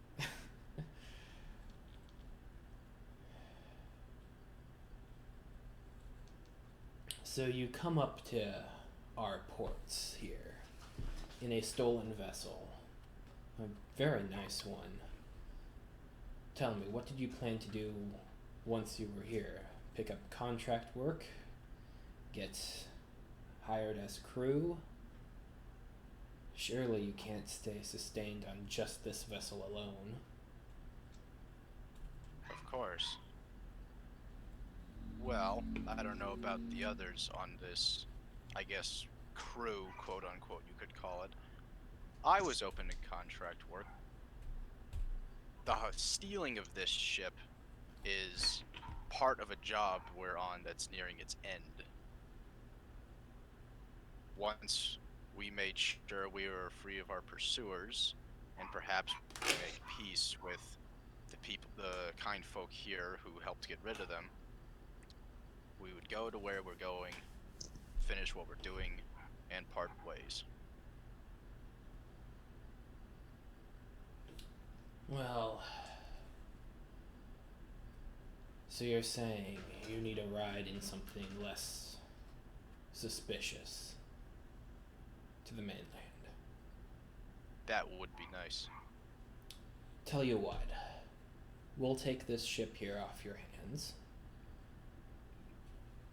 ferry you over, you can finish up your business, and then you work for us now.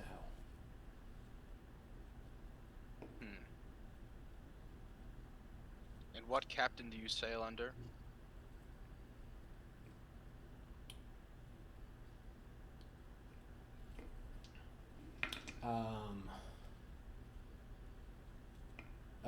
Sorry. Her name's Captain Amira. Elisa Amira. Have I heard of that? No. But given the direction that they're looking, you could come to the assumption that she's in charge of the Quori Fang.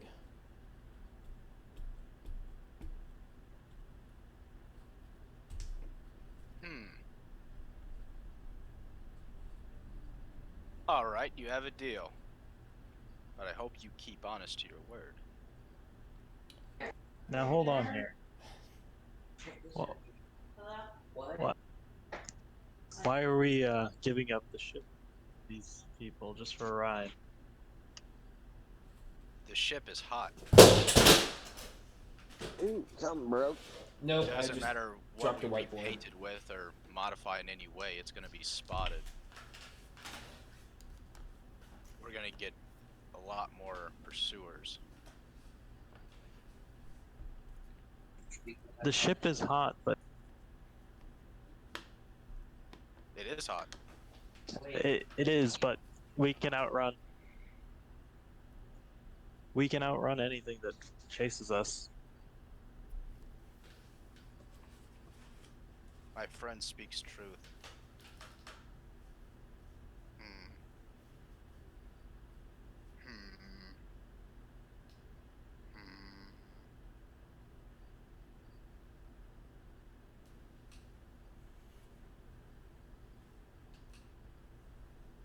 Better idea. Is there a harbor master? Someone who can modify ships? Well, most vessels in this port here have a tinker on board. What might you be looking for? Fresh coat of paint. Something that makes it not stand out as much.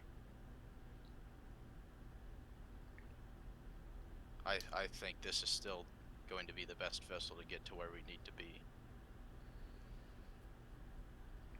I mean, you're looking around at all the other ships here, and the Dragonfly is really standing out. I mean, it's going to take... You'd have to get rid of most of its distinguishing features, and in order to try and blend in, it's very ostentatious.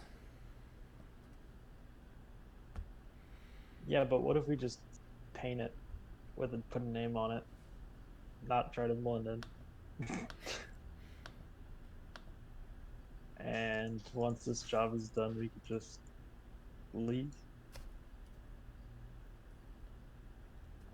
We should also try and get cannons on it if possible.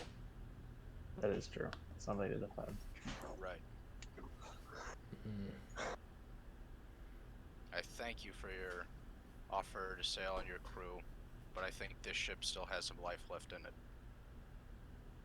I am now going to try and find someone who'd be willing to paint over the ship, and someone who could install some either ballistas or cannons or similar pieces of artillery. Okay.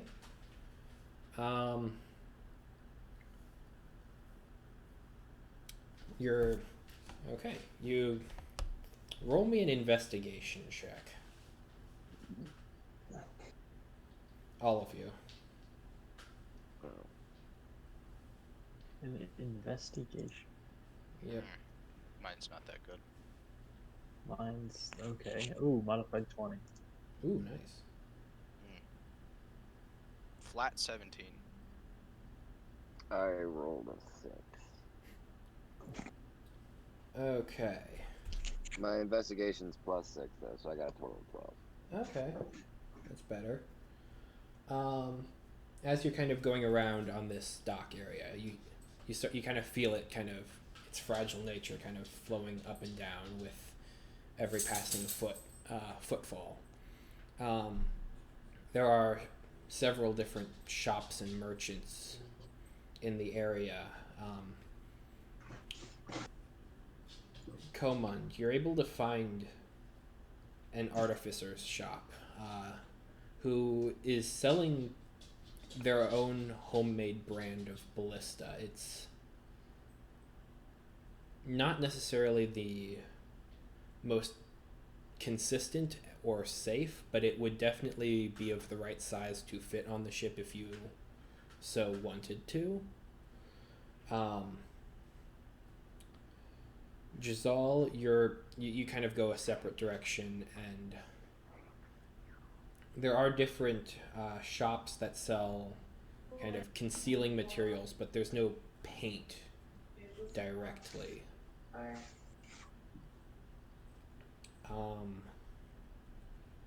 And Vash,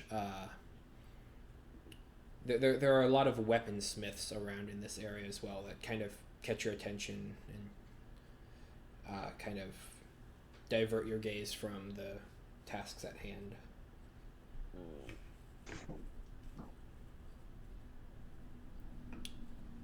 So I guess we'll start with Komund. Define inconsistent. Well, this would be... One moment while I turn to the page in the book. Because that sounds like it blows up in your face. Well... Yes. Correct me if I'm wrong, but I don't like that happening. There is an artificer who is willing to sell you a couple of his cannons. They have 3 different modes. The first being a flamethrower, which exhales fire in adjacent 15-foot cones that you would designate. Which Okay, how much? it has the potential to light your ship on fire. So yeah. Then there's also a forced ballista part of it that you can kind of set it to, that can target a creature or object within 120 feet. And then you can also get a shield on it. How do the force and shield ones backfire? They don't have any clear backfire right now that you can tell. Oh, that's... Okay. Can I just straight up ask him, like... So, if the flamethrower is a chance to set the ship on fire, is there anything else I should watch out for with the force and the shield? Aside from their doing their intended effects. Oh, sometimes with the force ballista, the legs on this here cannon, you see it moves around, it can wander your deck, but sometimes the knockback is too great if within certain ranges, and it can knock itself down. Oh, it tips over? It's a bit top heavy, yeah. Okay. And the shield? It's an energy shield. Oh. Okay, I guess. Can't mess that up. 2 of them. How much for the both? For both of them, that's Yeah. gonna run you probably about 50,000 gold. How much money did we have again?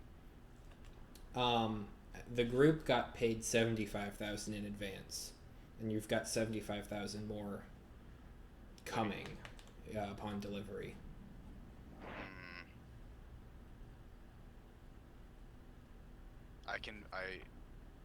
I asked the group, what do you think? I think it'd probably be worth it. Mm, Well, the I'd flamethrower, look I don't around like the sound more. of. I think it would be wise to look around. We can always come back. It's not like it's gonna go away. Yeah. I thank the madman and tell him I might be back. Okay. I guess I look around for more mundane things. They shoot stuff, you reload it, and it shoots again. Okay, you kind of come across to where Vash's interests have guided them. Okay. So you see another shopkeep, with a rack just full of weaponry and around them.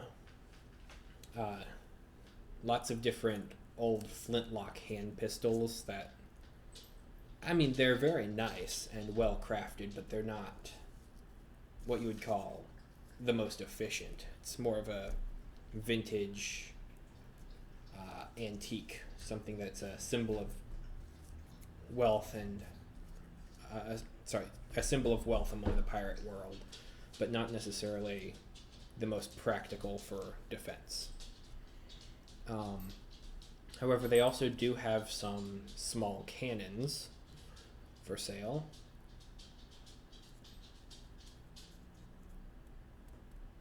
If that would interest you. How many small cans would be able to put on the ship?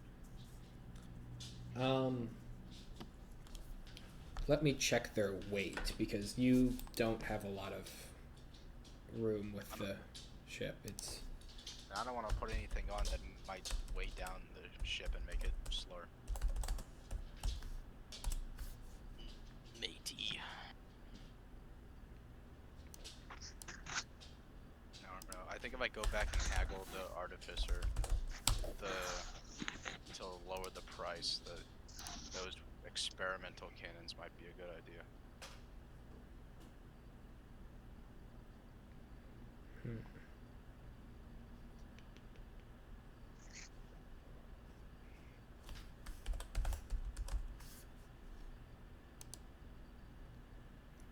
Okay. The cannon that is just the normal ballista.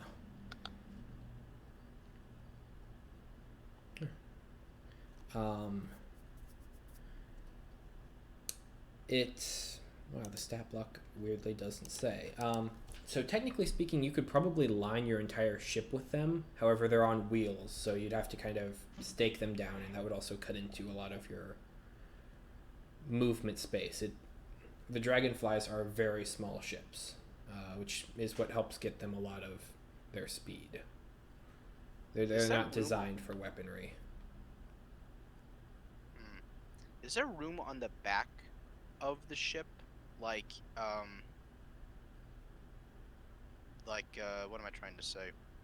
Like, if I just wanted to have one cannon just facing behind us. There really probably wouldn't be. Shoot. Plus, the cannons require ammunition. I was thinking the experimental one, we could do that. Because we're usually going to be ahead of things. How much for each cannon? each one of the small ones, it's going to be 750 gold for the base, but each cannonball is going to cost you an additional 150. So it's much cheaper, but It is cheaper, you will run out of ammunition eventually, and the ammunition's a tad pricey. and you have to store it. Never mind. I'm gonna scratch the cannon idea and instead just find someone to paint the ship. Okay, so that's where we can cut into where Giselle went. You can find some different shops that are selling wares to cloak or disguise the ship, but there's nothing that is inherently what you would call paint. You have some slight wood dyes that would require a good amount of time to set up. Some different flags that you could run, but nothing that's going to immediately and drastically change the appearance of the ship. Similarly, the Dragonfly, it is made primarily of wood on the outside with large and long brass pieces on it that kind of give more form and dimension to it and a bit of a stylish demeanor. Right. Okay. So cloaking and disguising. You said the only things really there were like wood dyes.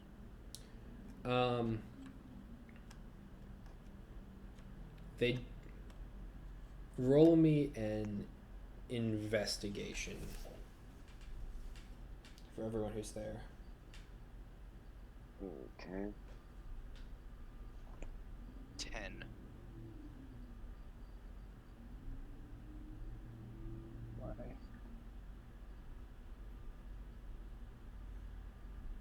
25. Ooh. Unnatural. 6. Okay. Vash, you do see that they have several runed pieces.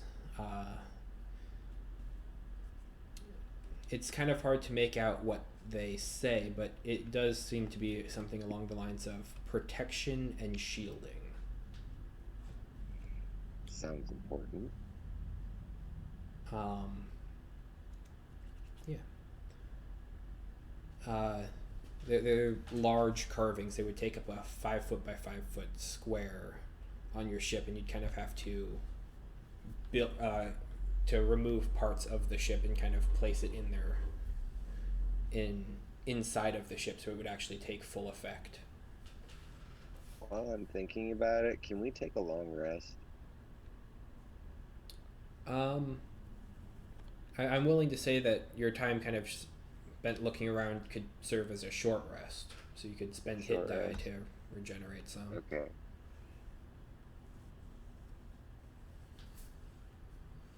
I'll roll to regen.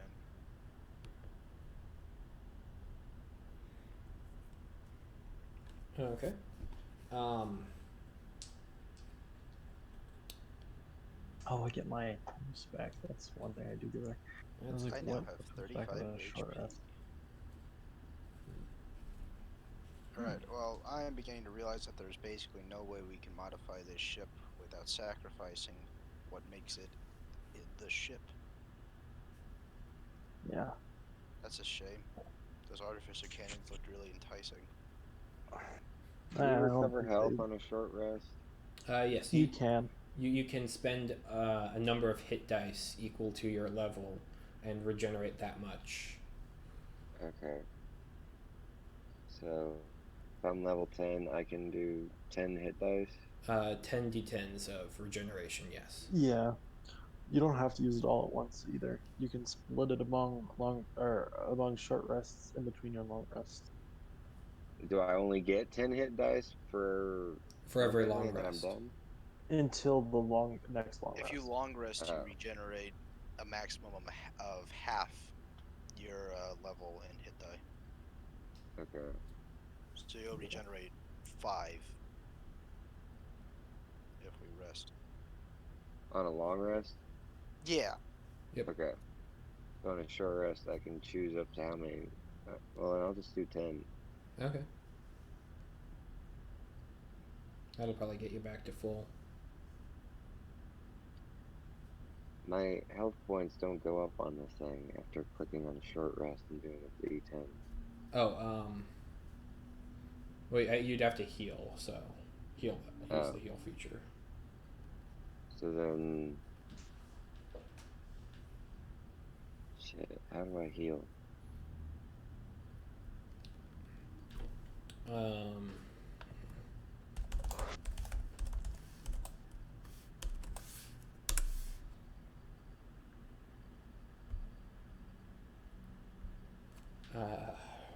I believe there's a button that says heal or damage that you can use to track. Okay.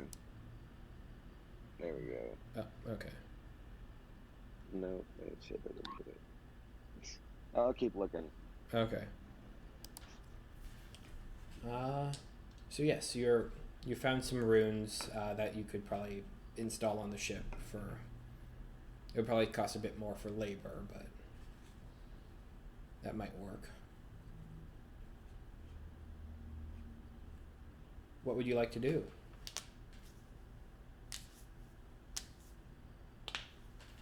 Well, we need some weapons. The runes are a visual thing, not an actual physical thing that takes up deck space, right? Correct. I mean, you would end up kind of implanting them into the ship. Okay. So yeah, it wouldn't take up a physical space. It would just be on the ship, a part of the ship.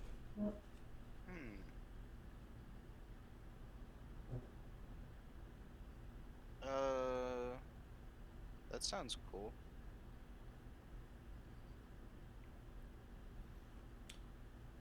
So tell me, what are you looking at? As the shopkeeper, sorry. Alright, well, it's a fast ship. We can generally outrun things. I guess the fact that it's quite small and has a lot of expensive, I suppose, hardware on it, we want to either survive whatever hits us or not get hit at all. What runes would you recommend for that?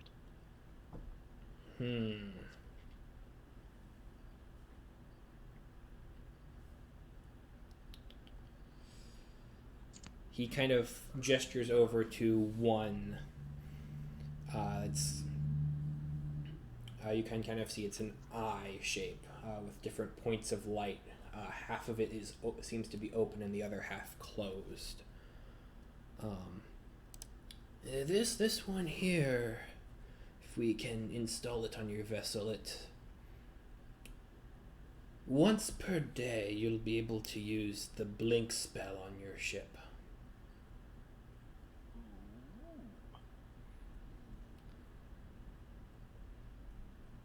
Let me look that up.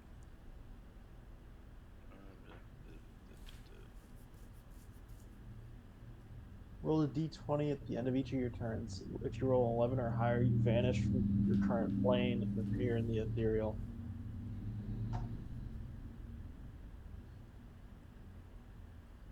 I like that.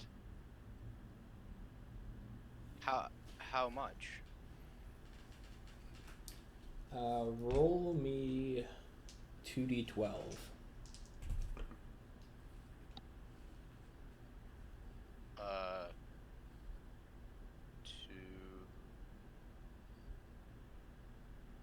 To 11. Okay, this is one of their more prestigious enchantments. It's gonna cost you about 11,000. Yeah, 11,000 gold, and plus like 500 for installation. But 11,500. yeah, total. But then you also get to cast Blink on your ship and appear and disappear out of the ethereal plane.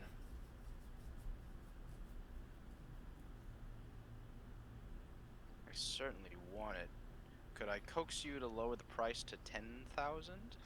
I'd like to roll persuasion. Sure.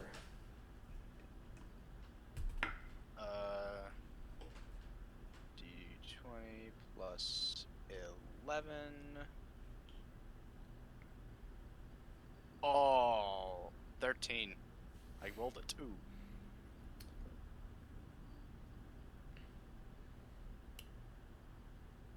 Yeah. I'll go 10,500, so it's an even 11. Sir, you have yourself a deal, and I give him a hearty handshake. Okay. So you have a blink rune on your ship. Hold on. Before we 1,000 gold is what brings before you we from buy Beacon. this, does this bring us with it? That's an important question. But yes, That's it a would. question that we will find out. Yes, it would. Okay. No, we just fall into the water.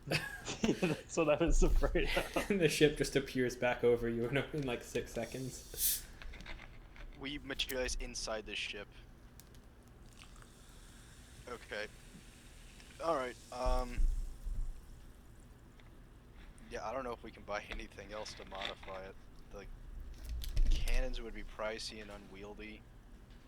And besides, we have an anti-material rifle and a druid on this ship.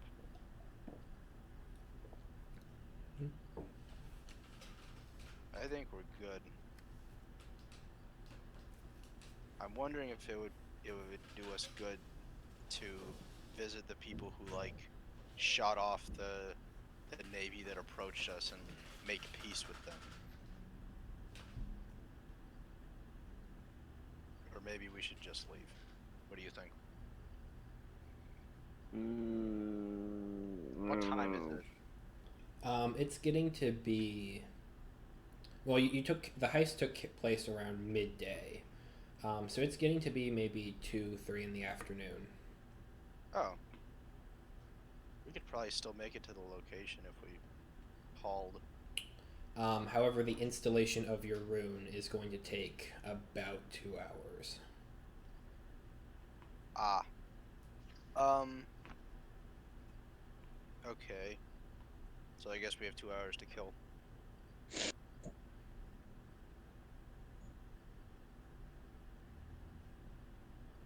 I think it would do us well to loosen up. After all, we've gone through a very tense, life-threatening situation. Perhaps a visit to the tavern for a few drinks. Alright, fuck you guys, I'm That's going. fine with me.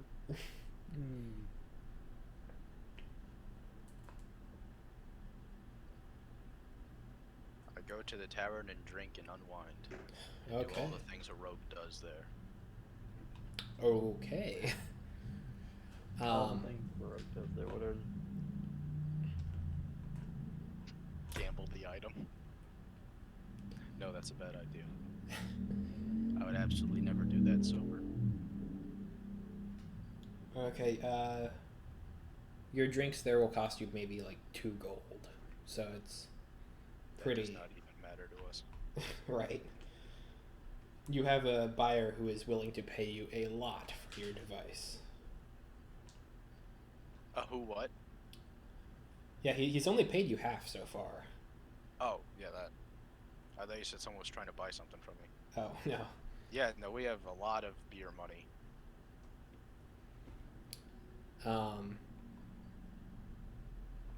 There are several individuals in the tavern, but they're all kind of mainly keeping to themselves. You see kind of in one of the far corners a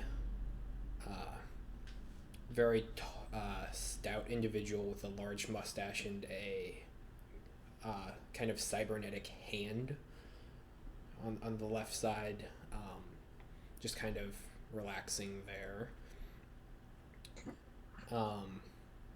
My rogue hasn't seen Treasure Planet, but I have, and I know what guys with cybernetic hands lead to. Oh boy. Jimbo. God, gosh, that movie's so good. I've not heard of it. Well, What's it called? Treasure Planet. It's what the Okay. picture for this chat is from. Hmm. It's basically Treasure Island in space. Yeah. With aliens and such. Okay. It's one of the classic Disney 2D animated movies. One of the last ones that they did. Oh wow, really? Yep. I could go on, but being a complete film nerd, but a couple other individuals in the tavern. You see a couple of younger crewmates, individuals,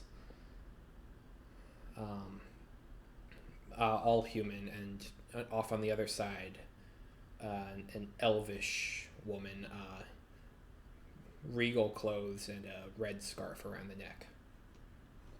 But they're all kind of just keeping to themselves. Well, I guess if she's at this island, she wouldn't be associated with the Navy. No. Okay. Well, I know I have the really rare object on me. And we've already brought a lot of attention by arriving in that ship, so I think that I'm gonna drink and also try to keep to myself. Sounds completely reasonable. And that's what I'll do for my 2-ish hours. Okay. Then just generally mill around. Vash, what would you like to do? I don't know. I think I'm good just going to the bar with him and drinking. Okay. Giselle? I'm gonna go back to the ship, make sure no one's messing with it too much. Okay. People are mostly kind of keeping to themselves around it. It is a pirate's den, but it is still civilized. They're not gonna try and up and take your ship just out of nowhere. The half-orc you have tied down is still on your ship. Yeah. I'll give him some food. Okay. And some water. Thank you. Who are you guys? You don't need to know that. Okay.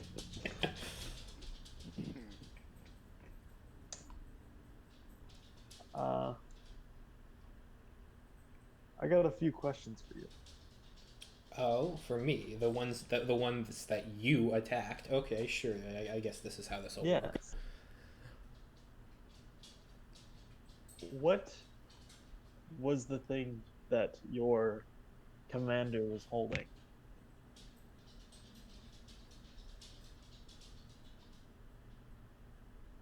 What are you talking about? The thing that you were protecting and help bringing him to the meeting about? Oh, they were just going to negotiate trades, different deals. We always just ride in as protective and as careful as we can. That's why we had armed guards. This is one of my first missions with the Navy. Do you like the Navy? I mean, it's okay. It pays well.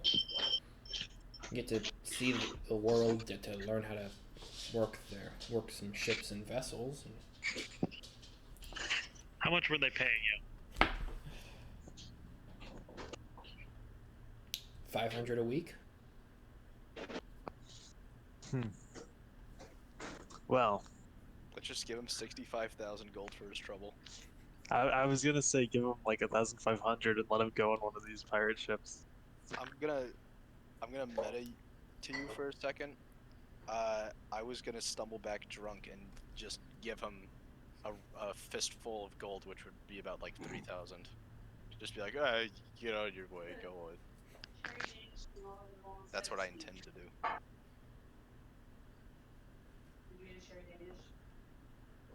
All right.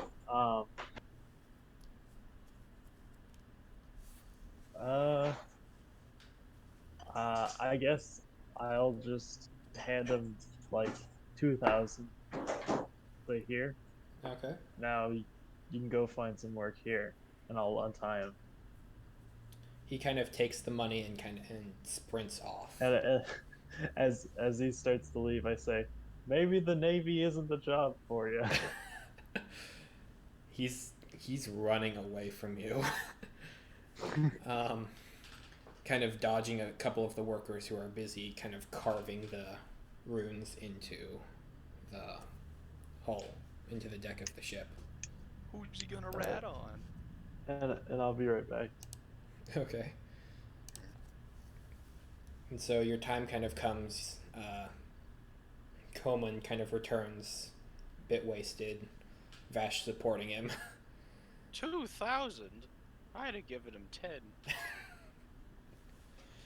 Pick up. But you arrive on your ship. It is as you left it. You do, Tanner, you do still have the device with you, right? Of course. Okay. It's right here, and I'd be patting around for it. It's hard. It's pretty big. It's kind of hard to lose, but okay. Okay. You know, it's maybe a foot and a half, circular. Okay, good.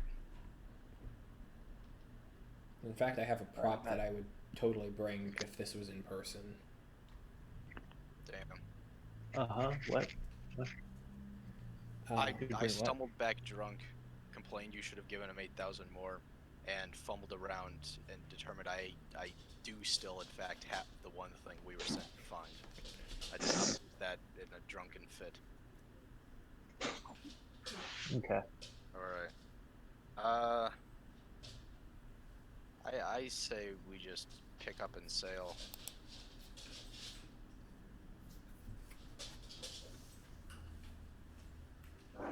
This map, we can figure out where we're going, and will be harder to spot by any pursuers.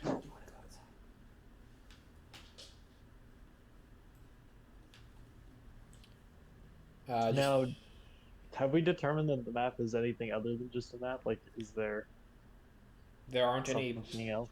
coordinates or anything. It's just a really advanced map and kind of navigation device.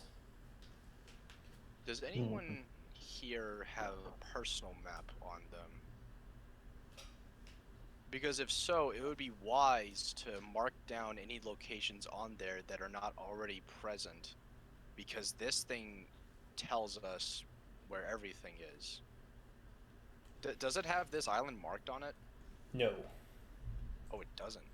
Okay, well, okay, first of all, we should mark this This is island. weird. Why would they pay so much for this? That's what I want to know.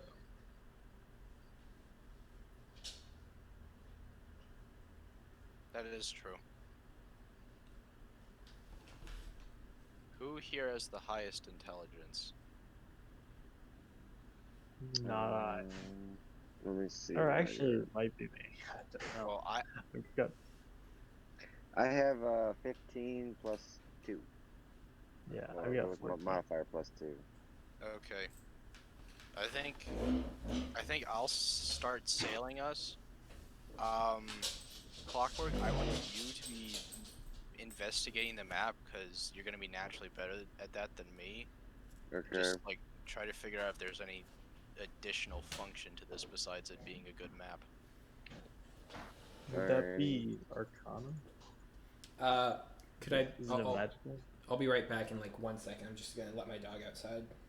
Either Okay. Arcana or investigation. Something intelligence-y.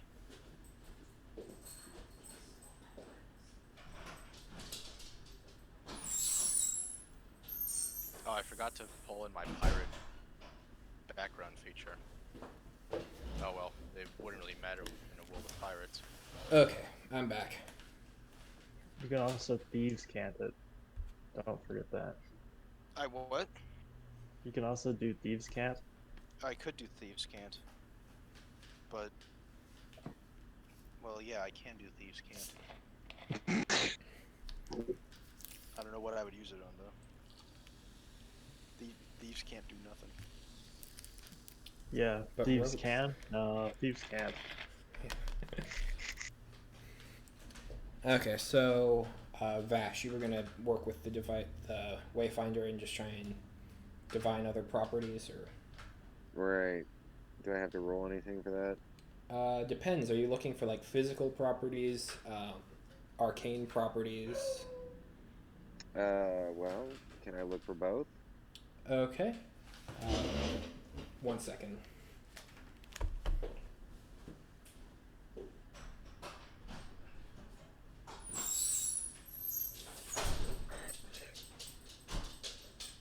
It's not that time yet, bud. Well, I mean, it's getting close, but. Okay, so for physical, that would just be investigation. Okay. Let me look at what my investigation is because I think I got a good investigation. Yeah, I have a +6 in my investigation. Ooh, nice. So let me roll. Is that a D20 then? Yep.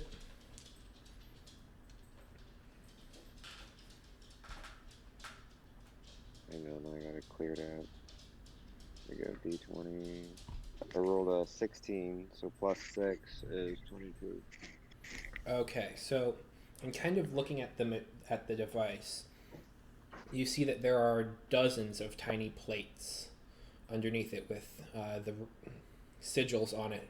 Presumably, they're maps, constantly changing and being updated based on where the device is.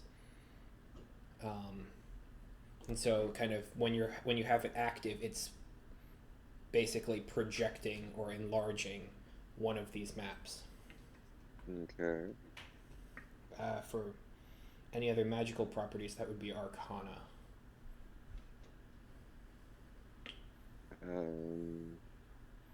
Let me look at what I have for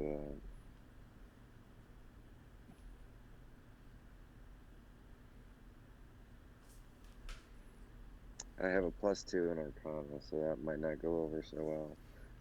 But let's try it anyways. I rolled a 3, so total of 5. I mean, it's a really nice map and navigations tool. Okay. I mean, Wayfinders have been in the works for centuries, but they've never really been available in a mainstream market. It's usually just reserved as a higher technology for So, Imperium is use.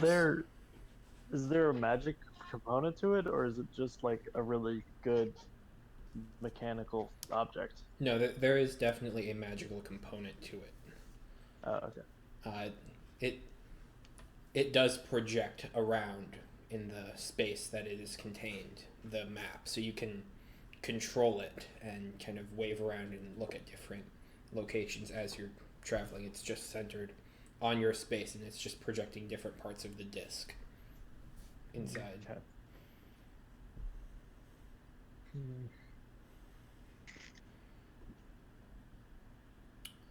Yeah. So you board up your ship, and you're able to set sail from the docks, heading out into the sunset, heading towards the mainland. What would you guys like to do?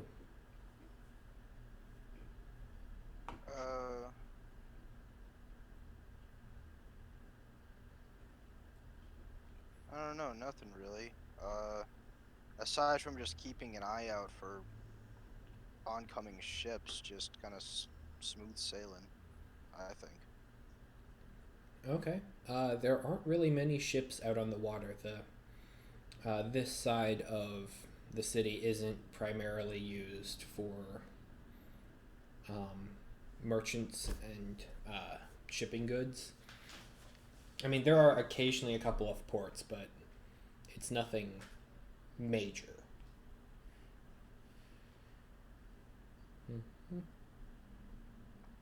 But you're eventually able to kind of pull into a dock, and And if you'd like, you could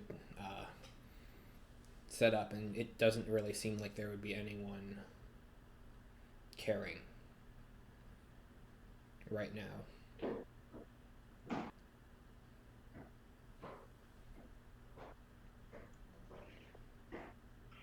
You said no one's really paying us mind? Right now. Okay. And where on the island are we going again? For the drop-off? It's kind of towards the middle. It's a location known as the Spirit's Gate. Okay. If I can, I want to park a bit out of the way of the main town, just to avoid many eyes descending upon us. Okay. You are definitely able to find a farther off spot to beach your vessel and come ashore. Okay.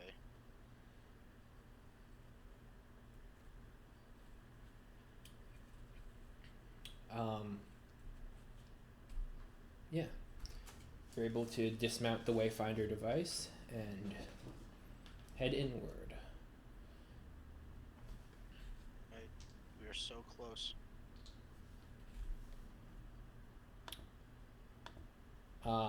Is there anything you would like to do to the ship before you leave, or? To the ship? Yeah.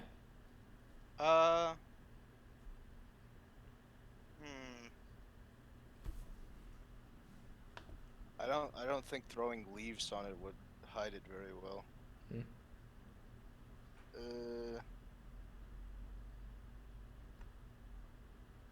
Nah, if we're where we are, I think if we just go in, make the exchange, and come back, it shouldn't take that long. So long as the ship's a bit out of the way and it's anchored, I guess get it positioned to go. Okay. You kind of are able to rotate it around most of the way, so that way if you need to hurry back, you can make a speedy getaway. Good. Alright, I'm ready to go make the deal. Do we Yeah. want maybe to leave someone on the ship? Nah, well, I don't know. I'm gonna go. I'm gonna go make the exchange. I don't really care what goes on. So are all of you heading in with Yeah. Comand? Yeah. Alright. Okay. So it takes you a little bit to find the location, but because it's near the center of town,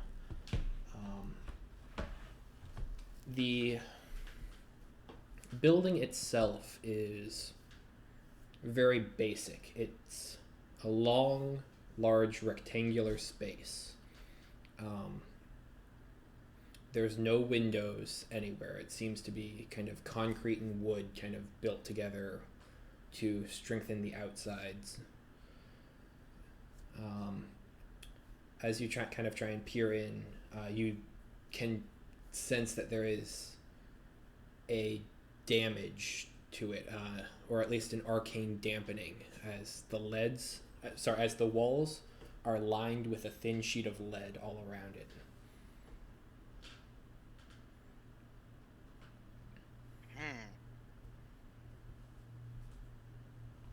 That won't really affect me.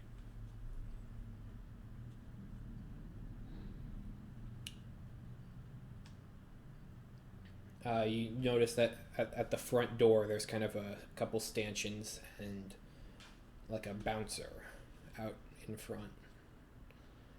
There doesn't appear to be anyone in line right now. And this seems to match the description of where we were told to go to. Yep. Who were we told to meet? In case the bouncer asked for a name. Marcellus Orpheo. I'll put that into chat. Marcellus Orpheo. All right. Yeah, that's right.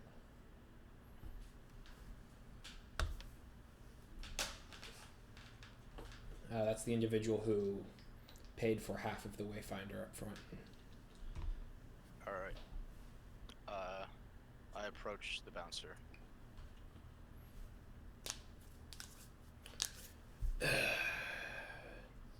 What are you looking? You looking to get in? I am. My two friends and I are here to complete a deal with Marcellus. Kind of looks over at you and nods.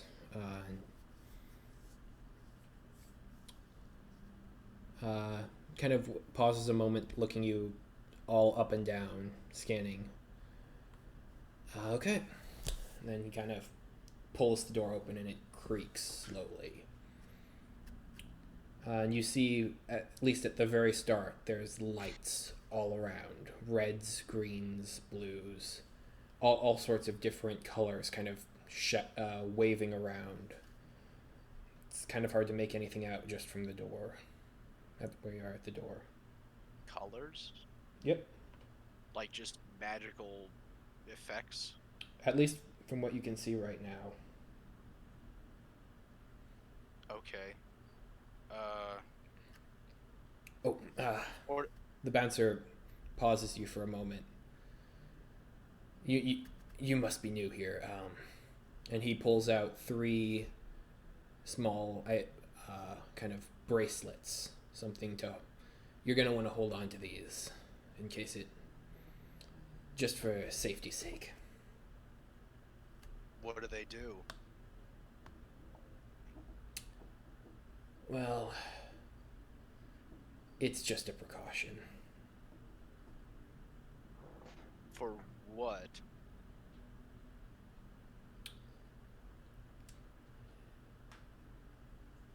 See, this club... It's well, these here are ways you can... They're tethers. Just so you can always make it back here. In case you get lost.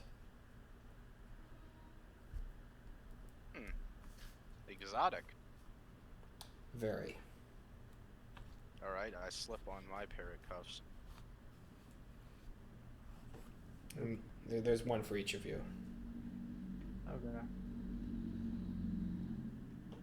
As you step into the club, your vision kind of clears from the foggy lights that you'd seen outside. It's a absolute plethora of darkness and colors just kind of shining down on everything. Tables kind of scattered all throughout the area, and you can see lots of different people from all sorts of different ancestries across the known worlds meeting in this location. So it's a multi-dimensional club. You could say that. I like this. A kind of server comes up to you and offers you some different drinks. They kind of glow faintly in the lights. Alright. The dimension, it's elemental planes? It's kind of hard to tell. There's so many things going on in here. It's like you can see that there's wooden structures built into it that have a very earthy feel, but then you can see different leaves and plants growing up that kind of remind you, or at least are reminiscent of like Feywild. You can see different stony areas that like the astral seas and different waters kind of flowing by. It's everything. Every plane kind of colliding into one. It's a weak point between the different dimensions. Okay. I grab a drink that looks the most like the Feywild. All orangey and red and green. Okay. Purple. Is it just in a shot glass? Yeah. I down the shot. It's very good. I mean, it's straightforward. Just it's incredible what they're able to do here, because nowhere else in your time spent in this universe have you ever been in, at least felt so many different things and been in so many different places all at once. And as the server kind of moves on, you notice that they almost would have bumped into you, but their arm passes right through your cloak as they've kind of shifted planes simultaneously. I turn around, kind of mouth agape, facing the other two, just kind of pointing between the server and the drink, just over and over for like 5 seconds, just in amazement. Alright. I pocket the shot glass, I'll pawn it off later, and I begin the search for Marcellus in this crazy, crazy place. Okay. You guys should also get a drink. No. Okay. You kind of start making your way through.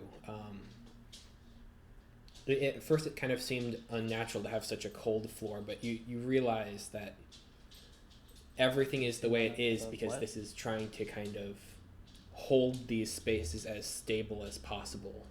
And so the bracelets that they've given you, see everyone else in the club has them on, but each probably corresponding to their own plane of existence. So that way, in case anything bad happens, they just are pulled out to their front door.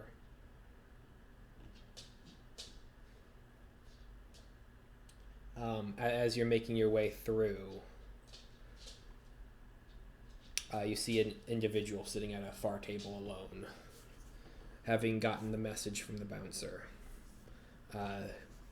They have kind of dark skin and a large poofy white hair, glasses on the kind of down to their nose, but very small.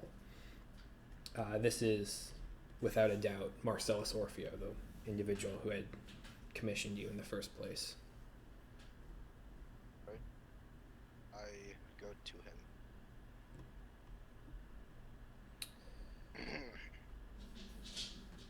Didn't think to see you back so soon. You must have my wayfinder. Indeed I do. That and a bit more. We were able to make such a speedy approach due to borrowing a ship from a Miss... What was the noble's name? Waterford. A Miss Waterford. Well, best to be keeping that under wraps. They're not ones to like losing their technologies, especially when they're losing 2 such valuable pieces in one day. Well, one sec.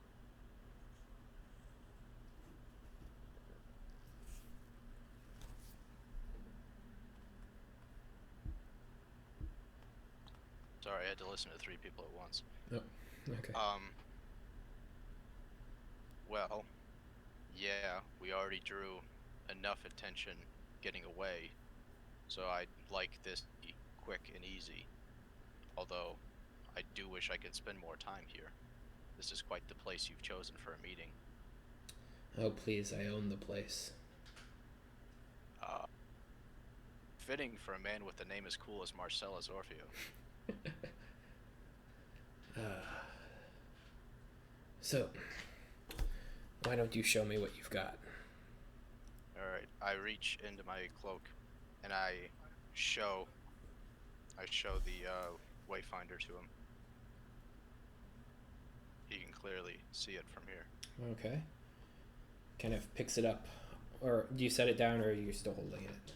I'm holding it. Okay. He pulls out a bag from his belt, or at least that was sitting down below. It seems very small, but he puts it down on the table and he's like, "Your payment." Does the bag look like it has, 75,000 gold in it? At least not from the outside right now. The Navy really wanted this I assure this you. thing that I could tell seemed more like a glorified map. What exactly puts the 150,000 gold price tag on something like this, as well as 7 of the Navy's top ships to be in hot pursuit? I cannot say for them, but they are awful mongers, holding on to every last bit of innovation and excitement that they can hold. I, for one, am just a mere purveyor and collector of the worlds. Well, I cannot argue with that. I placed the Wayfinder down onto the table, and I grabbed the bag of gold and just kind of give it a look through to make sure it's all there. As you open it up, it seems like a small cloth satchel, but you open up and it's infinitely deeper, and it definitely has all of the requisite gold. It's bag of holding. Wow, this is D&D. I know, right? All right.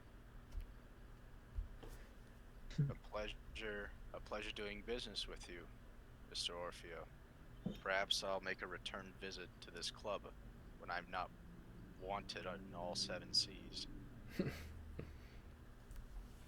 Oh, but then where would the fun in that be? And as he's saying that, you hear him kind of cough. And I want you to roll perception. Everyone who's there. Perception. What did he say? He said where would the fun be, and then he kind of coughed. And now we're rolling perception. That's a 26. That is an 18 from me. It's amazing what you can do by rolling a 9. Also, I think I'm going to have to go soon, unfortunately. Okay, don't worry. We're pretty much at the end of what I had planned. All right. Okay. With your rolls, or with your high perceptions, you notice a trickle of blood pouring out of his mouth, and looking closer, there's a dagger through the bench coming up out of his chest. Oh, shit. I'd like everyone to roll initiative. Oh, no!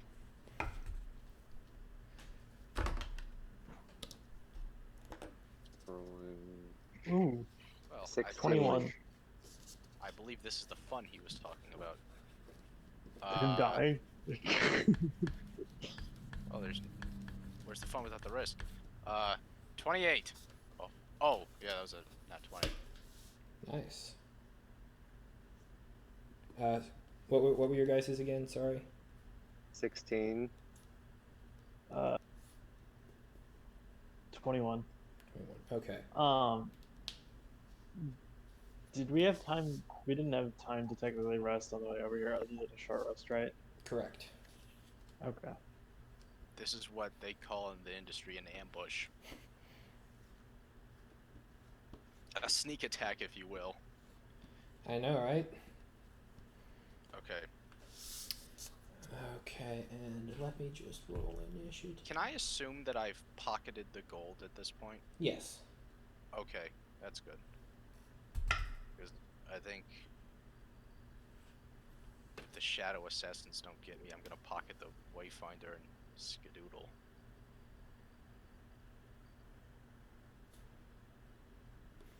Okay. You do not see anyone in your vicinity or around you or Orpheo's body. Command, it is your action. Shit. Okay. Every time I click my character sheet, it minimizes. This is not what I need. In this moment, I would like to. Can I use my free action to grab a hold of the Wayfinder? Absolutely. All right. I grab it, pocket it if I can. Point is, I am going to use my cunning action to dash and get away from him. Just super duper backflip somersault away. Sweet, it's a physical dagger that went through him, but there's nothing there to stab him. You is don't what you're see saying? anything right now. Okay. Yeah. Is it has the like has anyone else noticed? It doesn't seem to be right. It doesn't seem anyone else has noticed right now. Okay. You're kind of off on your own, having your meeting. All right. And now that I'm 60 feet away, is there anybody near me, like a worker or maybe the bouncer? There are some workers around, yes. But you're nowhere near the door right now. Wait, what was that last part? You're not The at the workers door around right. and- You're not at the I'm door not at right the now, door. but there are some workers around. Okay.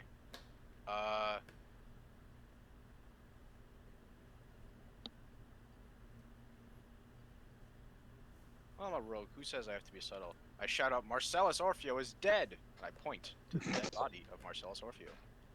Oh no. Tanner. What? Why? What? Because we're standing right next to him.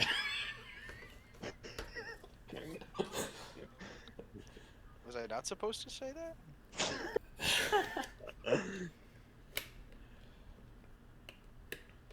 Jazal, it is your turn. All right.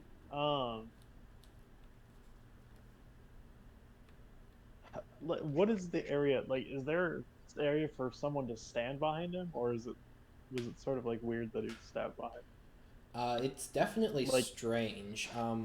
I mean, you were kind of in a separated area. You're not certain if there are rooms behind you or anything, but roll. If you'd like to kind of investigate for this, you can roll perception as your action this turn. Instead of that, wait, where are you?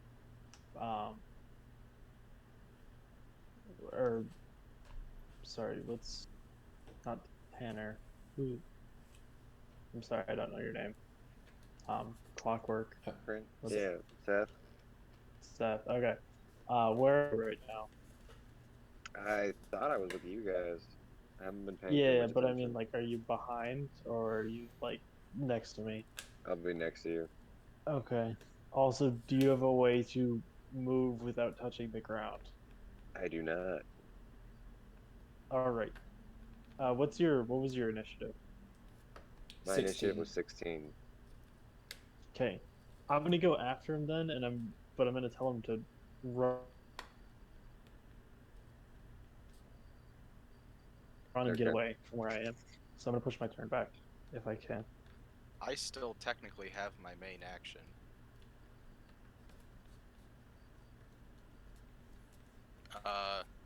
So situation analysis. What is going on? Well, I'm going to try to, once all of you guys are away, cast spike growths on the floor, and if there's anyone invisible, they'll step on it and start bleeding. So that's what I'm hoping. And we'll be able to tell where they are. Also, why were you getting mad at me for shouting that he's dead?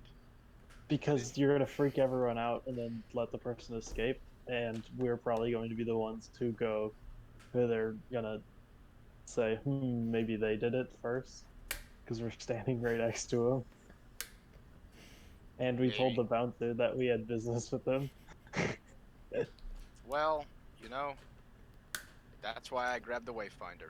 Then we can escape again. It's great to have no one be our allies and everyone be our enemies.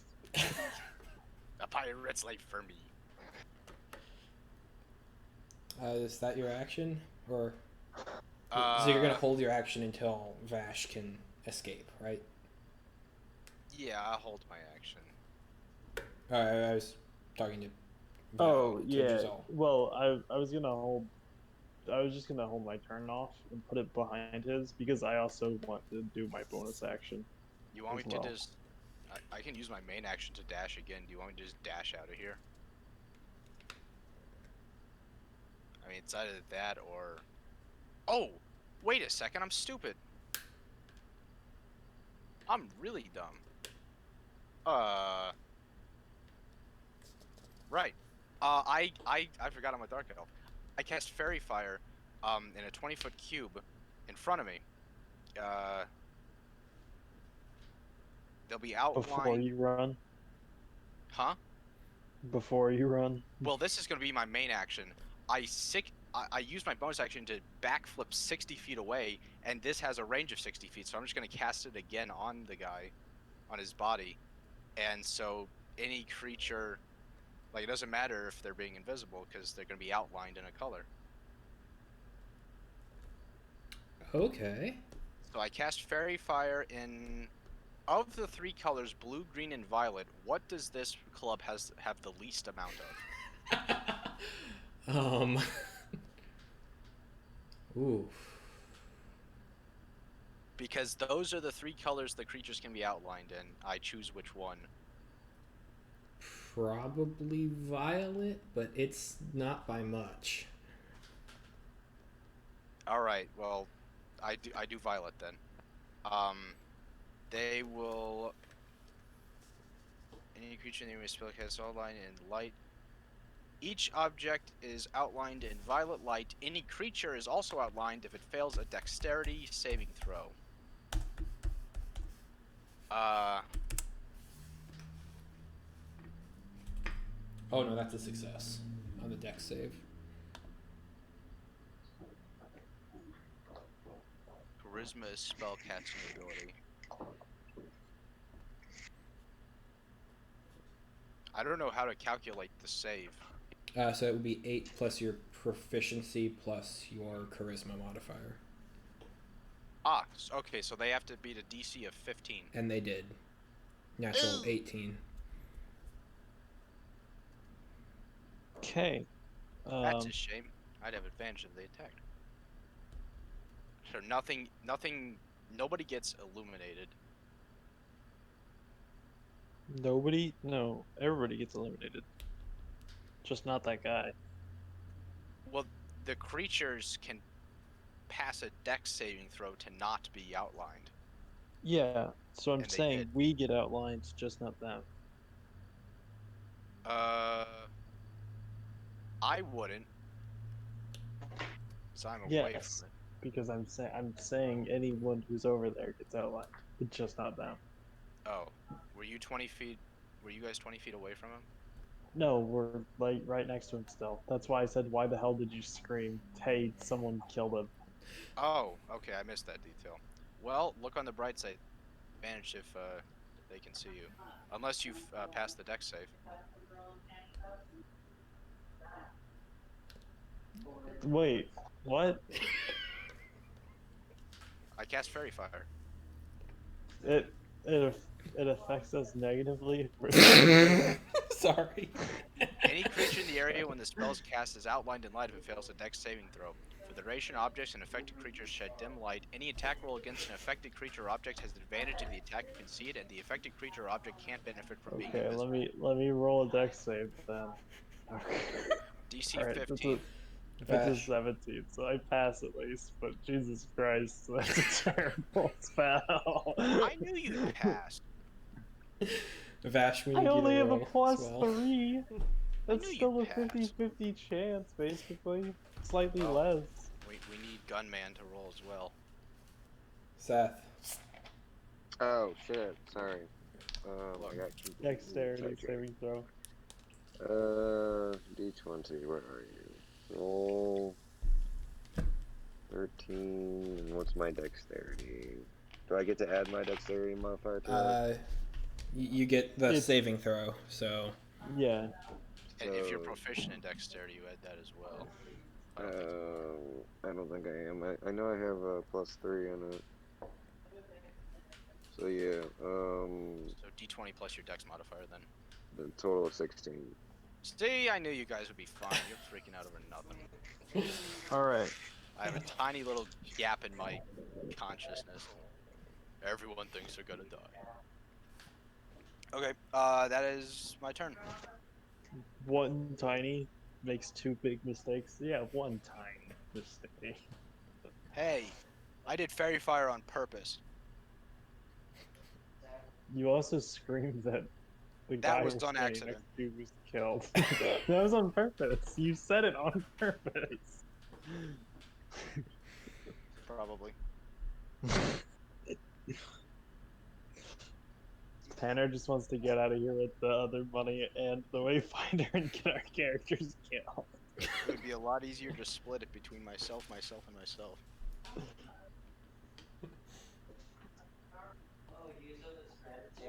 Okay. Alright, well, who's up? Giselle. I have about 25 minutes.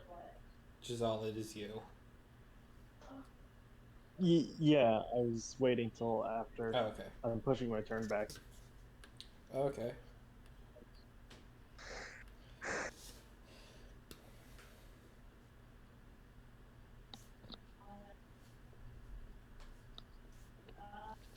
Okay. And so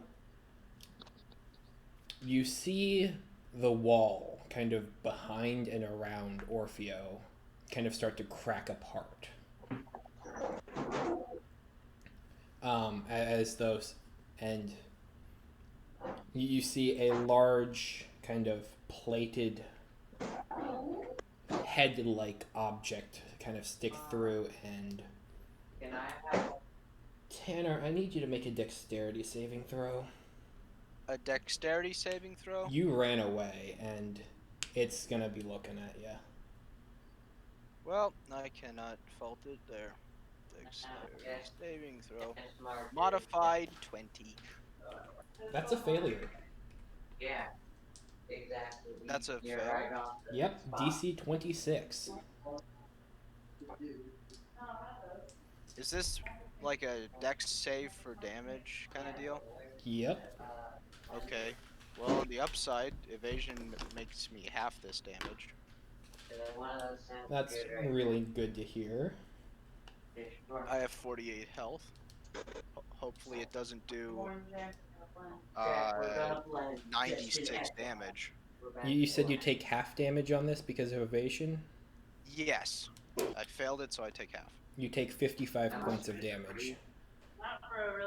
As two beams of fiery energy burst out from the wall, and this gigantic creature, mechanical in nature, maybe 8-9 feet tall, makes itself known behind Orpheo.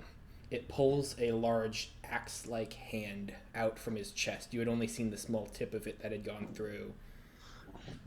So he did 110 damage? Yep. Ooh, lucky me, I got to half that. Okay, I'm on the grounded -5. You Or watch as -7. the bag of coins kind of spills a little bit of the gold out, and you can see different people from different dimensions kind of clamoring at it, but not really being able to pull it into their realities. So as I collapse and the Wayfinder and the bag of holding are in front of me, I just slowly reach out and I go, "Save the bag!" Alright. And that was only its first attack, because it's got multi-attack. So it's going to take 2 attacks with its... yeah, it's going to take 2 attacks with its axe hands. 2. Oh, Against good the thing two of you. you guys avoided fairy fire. Holy That shit. is really good. Okay, the first attack... If I'm going down, you're going too. First attack is against Giselle, and that's going to be a 23 to hit. Sorry, no, 24. The second attack is against that hit. Vash, and that's going to be 13, so I think that's miss. Okay.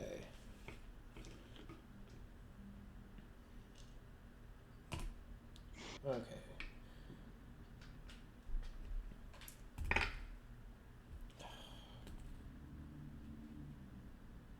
You take 15 points of slashing damage from the axe, Jazal, and it kind of goes over Vash's head, and that's the end of its turn. Did 15 points of damage? Yep. Vash, it is your action. Who's closest to me? Jesus, I got swindled. How do I heal our down guy? I think I have health healing. I think I have one healing thing. You'd have to run and escape the I'm 40 Warforged feet away from you at creature. Ooh, More like 60, honestly. now, just so you know, moving out of its range is going to provoke an attack of opportunity. So, well, shit. Let's just blast this thing with the antimatter rifle. Let's do all 68s on it. Okay. It says on your thing here on D&D Beyond that my guns have a +3 next to them. Does that Okay. mean I get to add 3 extra damage? Yep. Okay. It'll also roll for me too. Nice. 27 That total. that hits. It has an armor class. Oh no, I'm sorry. That was the damage. I didn't roll the d20. Hold on, let me roll the d20. Shit, I keep forgetting that. Well, now we know what he's in for. A 10 plus what's my dexterity? Shit, this could be bad. My dexterity is +3, so 13 total. That is a miss. Damn it. You watch as the antimatter rifle begins spewing eldritch energies forward. They just kind of coat the Warforged creature's armor in just bolts of green energies, and it kind of turns its head from where its eyes had previously lasered Komond to you.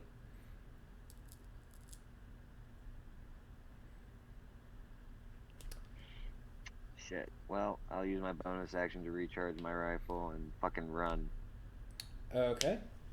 What's your armor class? 16. Okay, that's an 18 to hit for an attack of opportunity with its axe.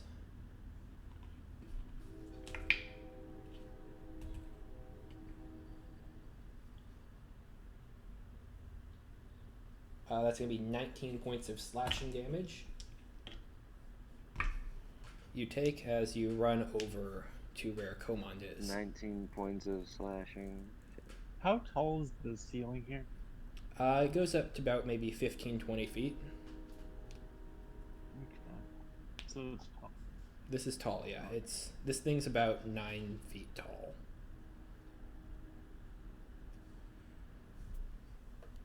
How big is the bag that Tanner had? The gold bag, it's a small coin purse. It looks as though it would hold maybe a square foot of material. Okay. Is he grabbing it?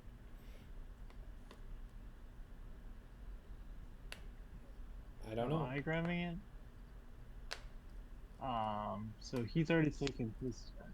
So now this guy's, we can see him now, so Yes. I think we don't need to do that anymore.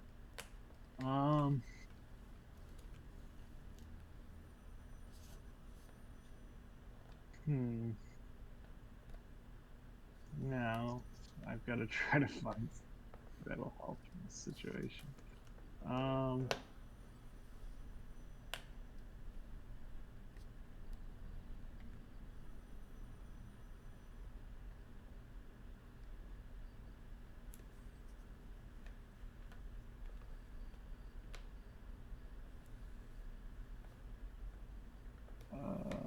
Sorry. How far away is Tanner right now? 60 feet? I think he said 40. Well, I was saying because I thought you guys were on the edge of fairy fire. I'm 60 feet away from the dead body. Gotcha. So, Okay. yeah, about 60 feet. Maybe a little less.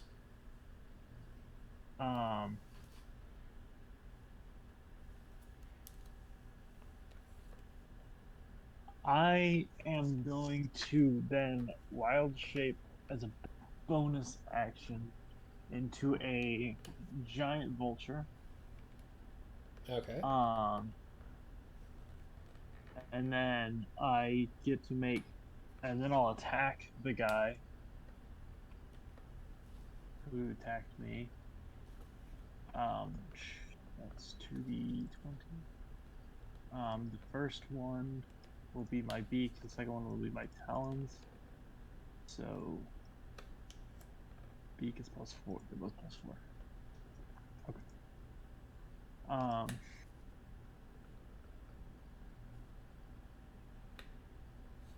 So the first one is a 16.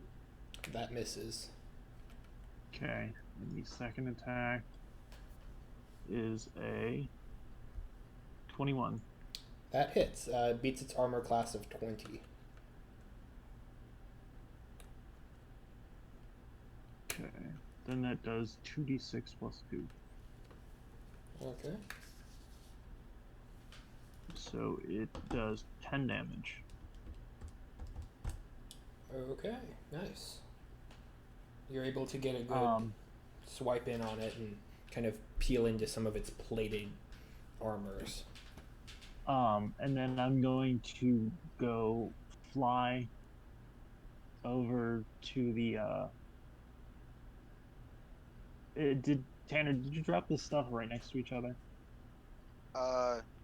Yeah, I assume they just are right next to me. Okay. Yeah. I'm going to go sit on top of his body and start shrieking at the people trying to steal the stuff. Okay.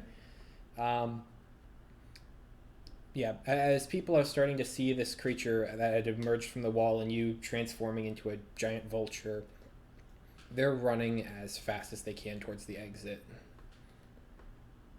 It's chaos around you, but as a lot of the guests around are kind of immaterial, at least, they're kind of just running through you,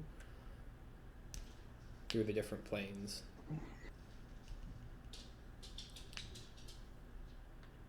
Okay. And Comond, I need you to make a death saving throw. Of course. Is that just a d20? If you get a 10 or higher, you pass? Yep. Okay. You know what? This is a special occasion. I'm gonna share my screen so there's absolutely no way I can distort it. Okay.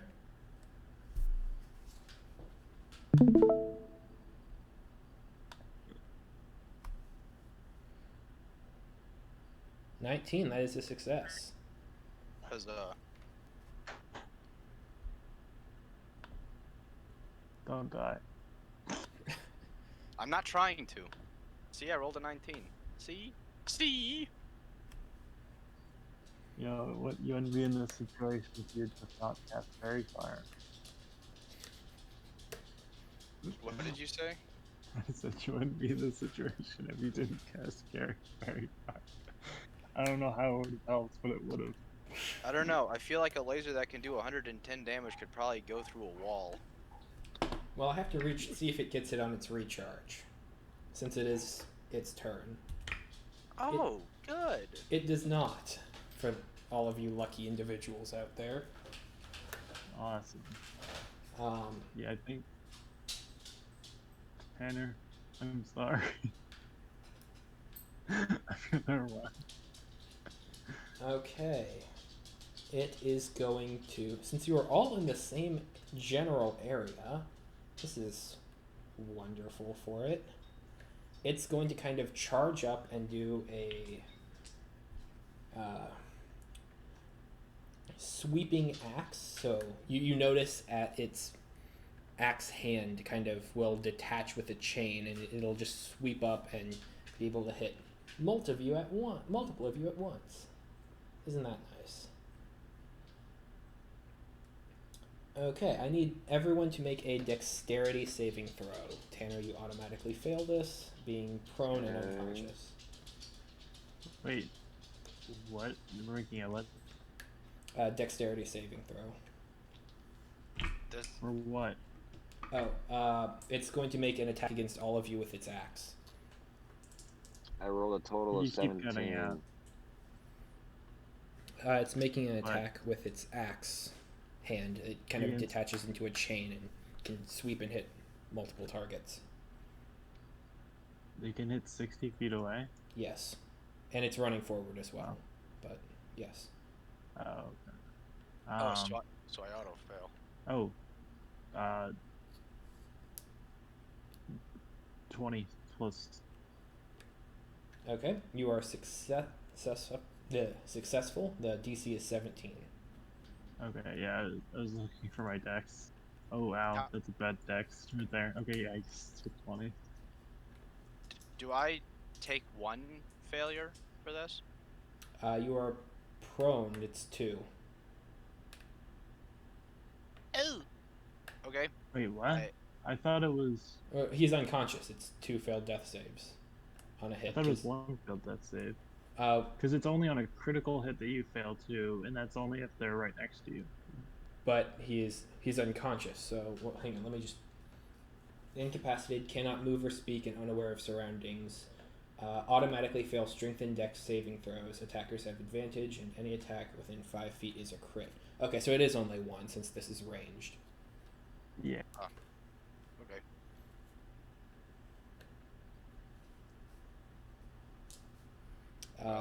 Vash, what is your dex save? I rolled a total of, I think it was 16. 18, because 15 plus 3. Okay, that is a success. You needed to be the 17.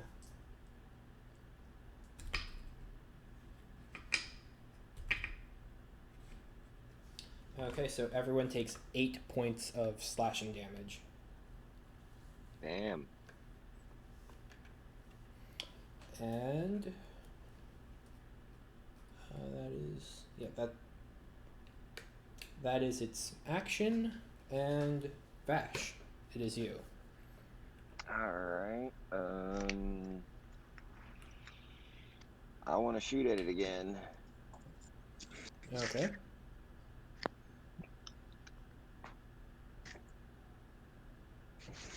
Let's see. Roll a d20. And roll.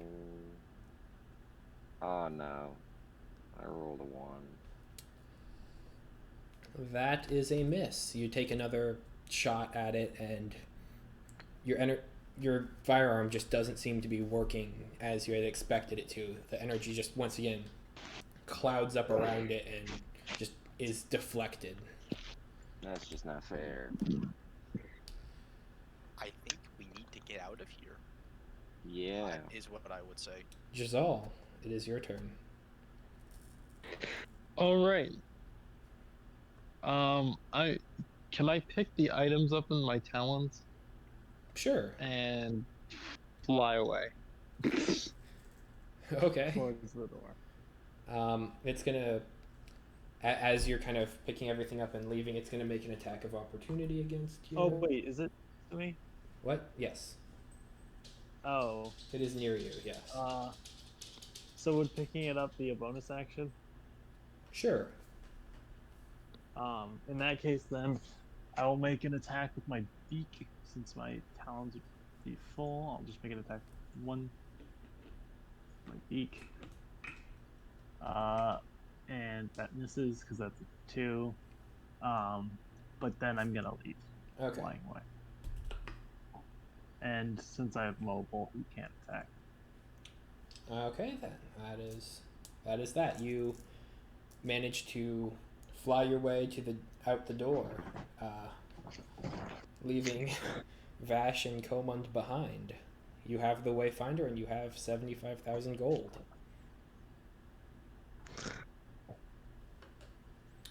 Komund, I need you to make another death save. Oh. I accidentally rolled twice. The first roll was a nat 1. Oh, does that kill you? Or does Oh, that it might. matter? Okay. What? Does the nat You one matter kind on of- a death saving throw, or is it just a I failure? accidentally clicked it twice. The first roll was a 9, the second not real roll was a... Or the first roll was a 1, the second one was a 9. So I rolled a nat 1. Okay. With everyone kind of around you, you kind of come to consciousness for a moment as this giant monster is crashing down upon you.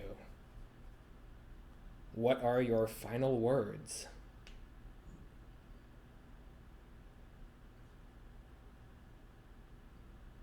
The bag can hold up to 500 pounds, not exceeding a volume of 64 cubic feet. And you watch as the Warforged takes its massive foot, and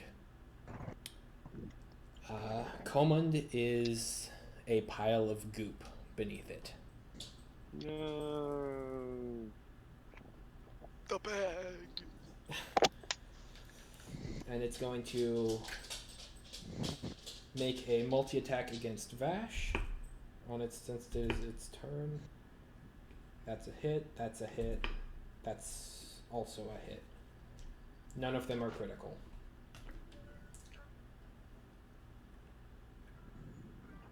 Oh no, sorry, only 2 attacks. My bad. But still, 2 hits with the axe. And you are not prone, so...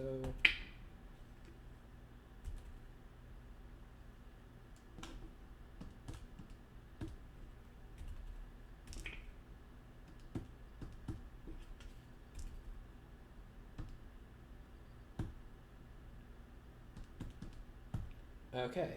Over the 2 attacks, you take 39 points of slashing damage, and it is your turn. My turn? Yep, How much damage did I take? 39. Oh dear God. I'm at 75, so 75 minus. Shit. Damn You it. said 39? Jesus, I have 39 health left now. Literally half of my health. Oh, keep crying. I'm gonna fucking run as fast as I can. Okay, you use your movement and your action. Do you want to disengage with your action first, or because otherwise it's going to What do take you an mean? attack of opportunity against you? And Yeah, then disengage. okay, you're able to move 30 feet away from it. Okay, and then it's not Komund's turn anymore. Creature is going. It will be. Creature is going to run up and it's kind of gonna plant its feet and throw its axe out at you. And I need you to make a dexterity saving throw, Vash. Dexterity save. Okay. Roll. Fucking fuck. Rolled another one. Okay.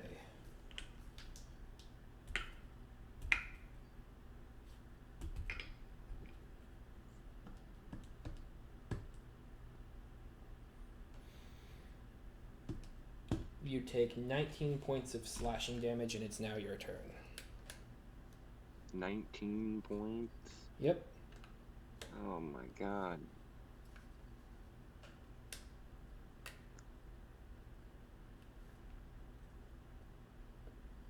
Puts me up to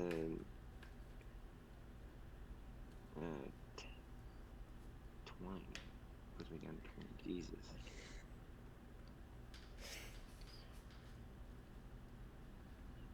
It is far enough away that it's not going to be able to make a melee attack of opportunity, so you could use your action to dash and That move is- 60 feet if you'd like. Can I heal myself? Second wind, I believe, is a bonus action, yes. Well, I have cure wounds. That'll work too. Can I cast a 10th level cure wounds? You don't have access to 10th level. 10th What? level's like Just one You- level? Yeah, you have a first level spell of cure wounds. Well, I'm level 10 character. How come I can't? I'm confused now. Spell slots don't spell scale slots with are a level. different thing. Oh, It's a level of a spell as opposed to level of your character. The highest tier Okay. of a spell is 9th level. well then There are I 10th get. level, but it's like theory, like god level. It's not. Well, Yeah, well, we are if I clearly only not have, gods. Yeah, we're I only have- not. if I only have Cure my, wounds is an action though. Second wind, I Okay. believe, is a bonus action, so you could regenerate. I believe it's what does second wind do? You regenerate 1d10 plus your constitution in health. Okay. No, 1d10 plus level, I think. that Oh, it sounds is level. right. So that would be Alright. 1d10 plus 10, Max of 20. I'll do second wind then. and then you So can dash as well. I rolled a 19. So yeah, I'll dash and I'll do second wind. So I rolled a 9, so I get a total of 19. Okay, and you are able to make it to the door and escape. Sorry, Tanner. I got just smashed? didn't want to get. I just didn't want to get smashed. Yeah, I got both of the things. Then I live on. The bag is his character. You open it and you find me. Maybe a finger or The bag something. is actually a sentient bag of holding. My dead body slides into it. Yeah. Well, Well, that was Too bad no eventful. one took. we freed up a Too spot. bad no one took a revivify. Yeah, dude, that was pretty wild. Yeah. Yeah, I think we'll call it here. Okay. Alright. Okay. Sounds good to me. So yeah, I guess we'll meet up next Saturday. Maybe meet Tanner's new character. I gotta stop Yep. playing Swashbuckler, man. Yeah. This is a sign. All right. Yeah. No, that was fun. Regardless of the watermeloning. We still have... See, I knew I was smart to position the ship in a way that would allow for a speedy getaway. Yeah. Alrighty. Talk to you guys later then. Yeah. Right. Yeah. Bye See ya. bye.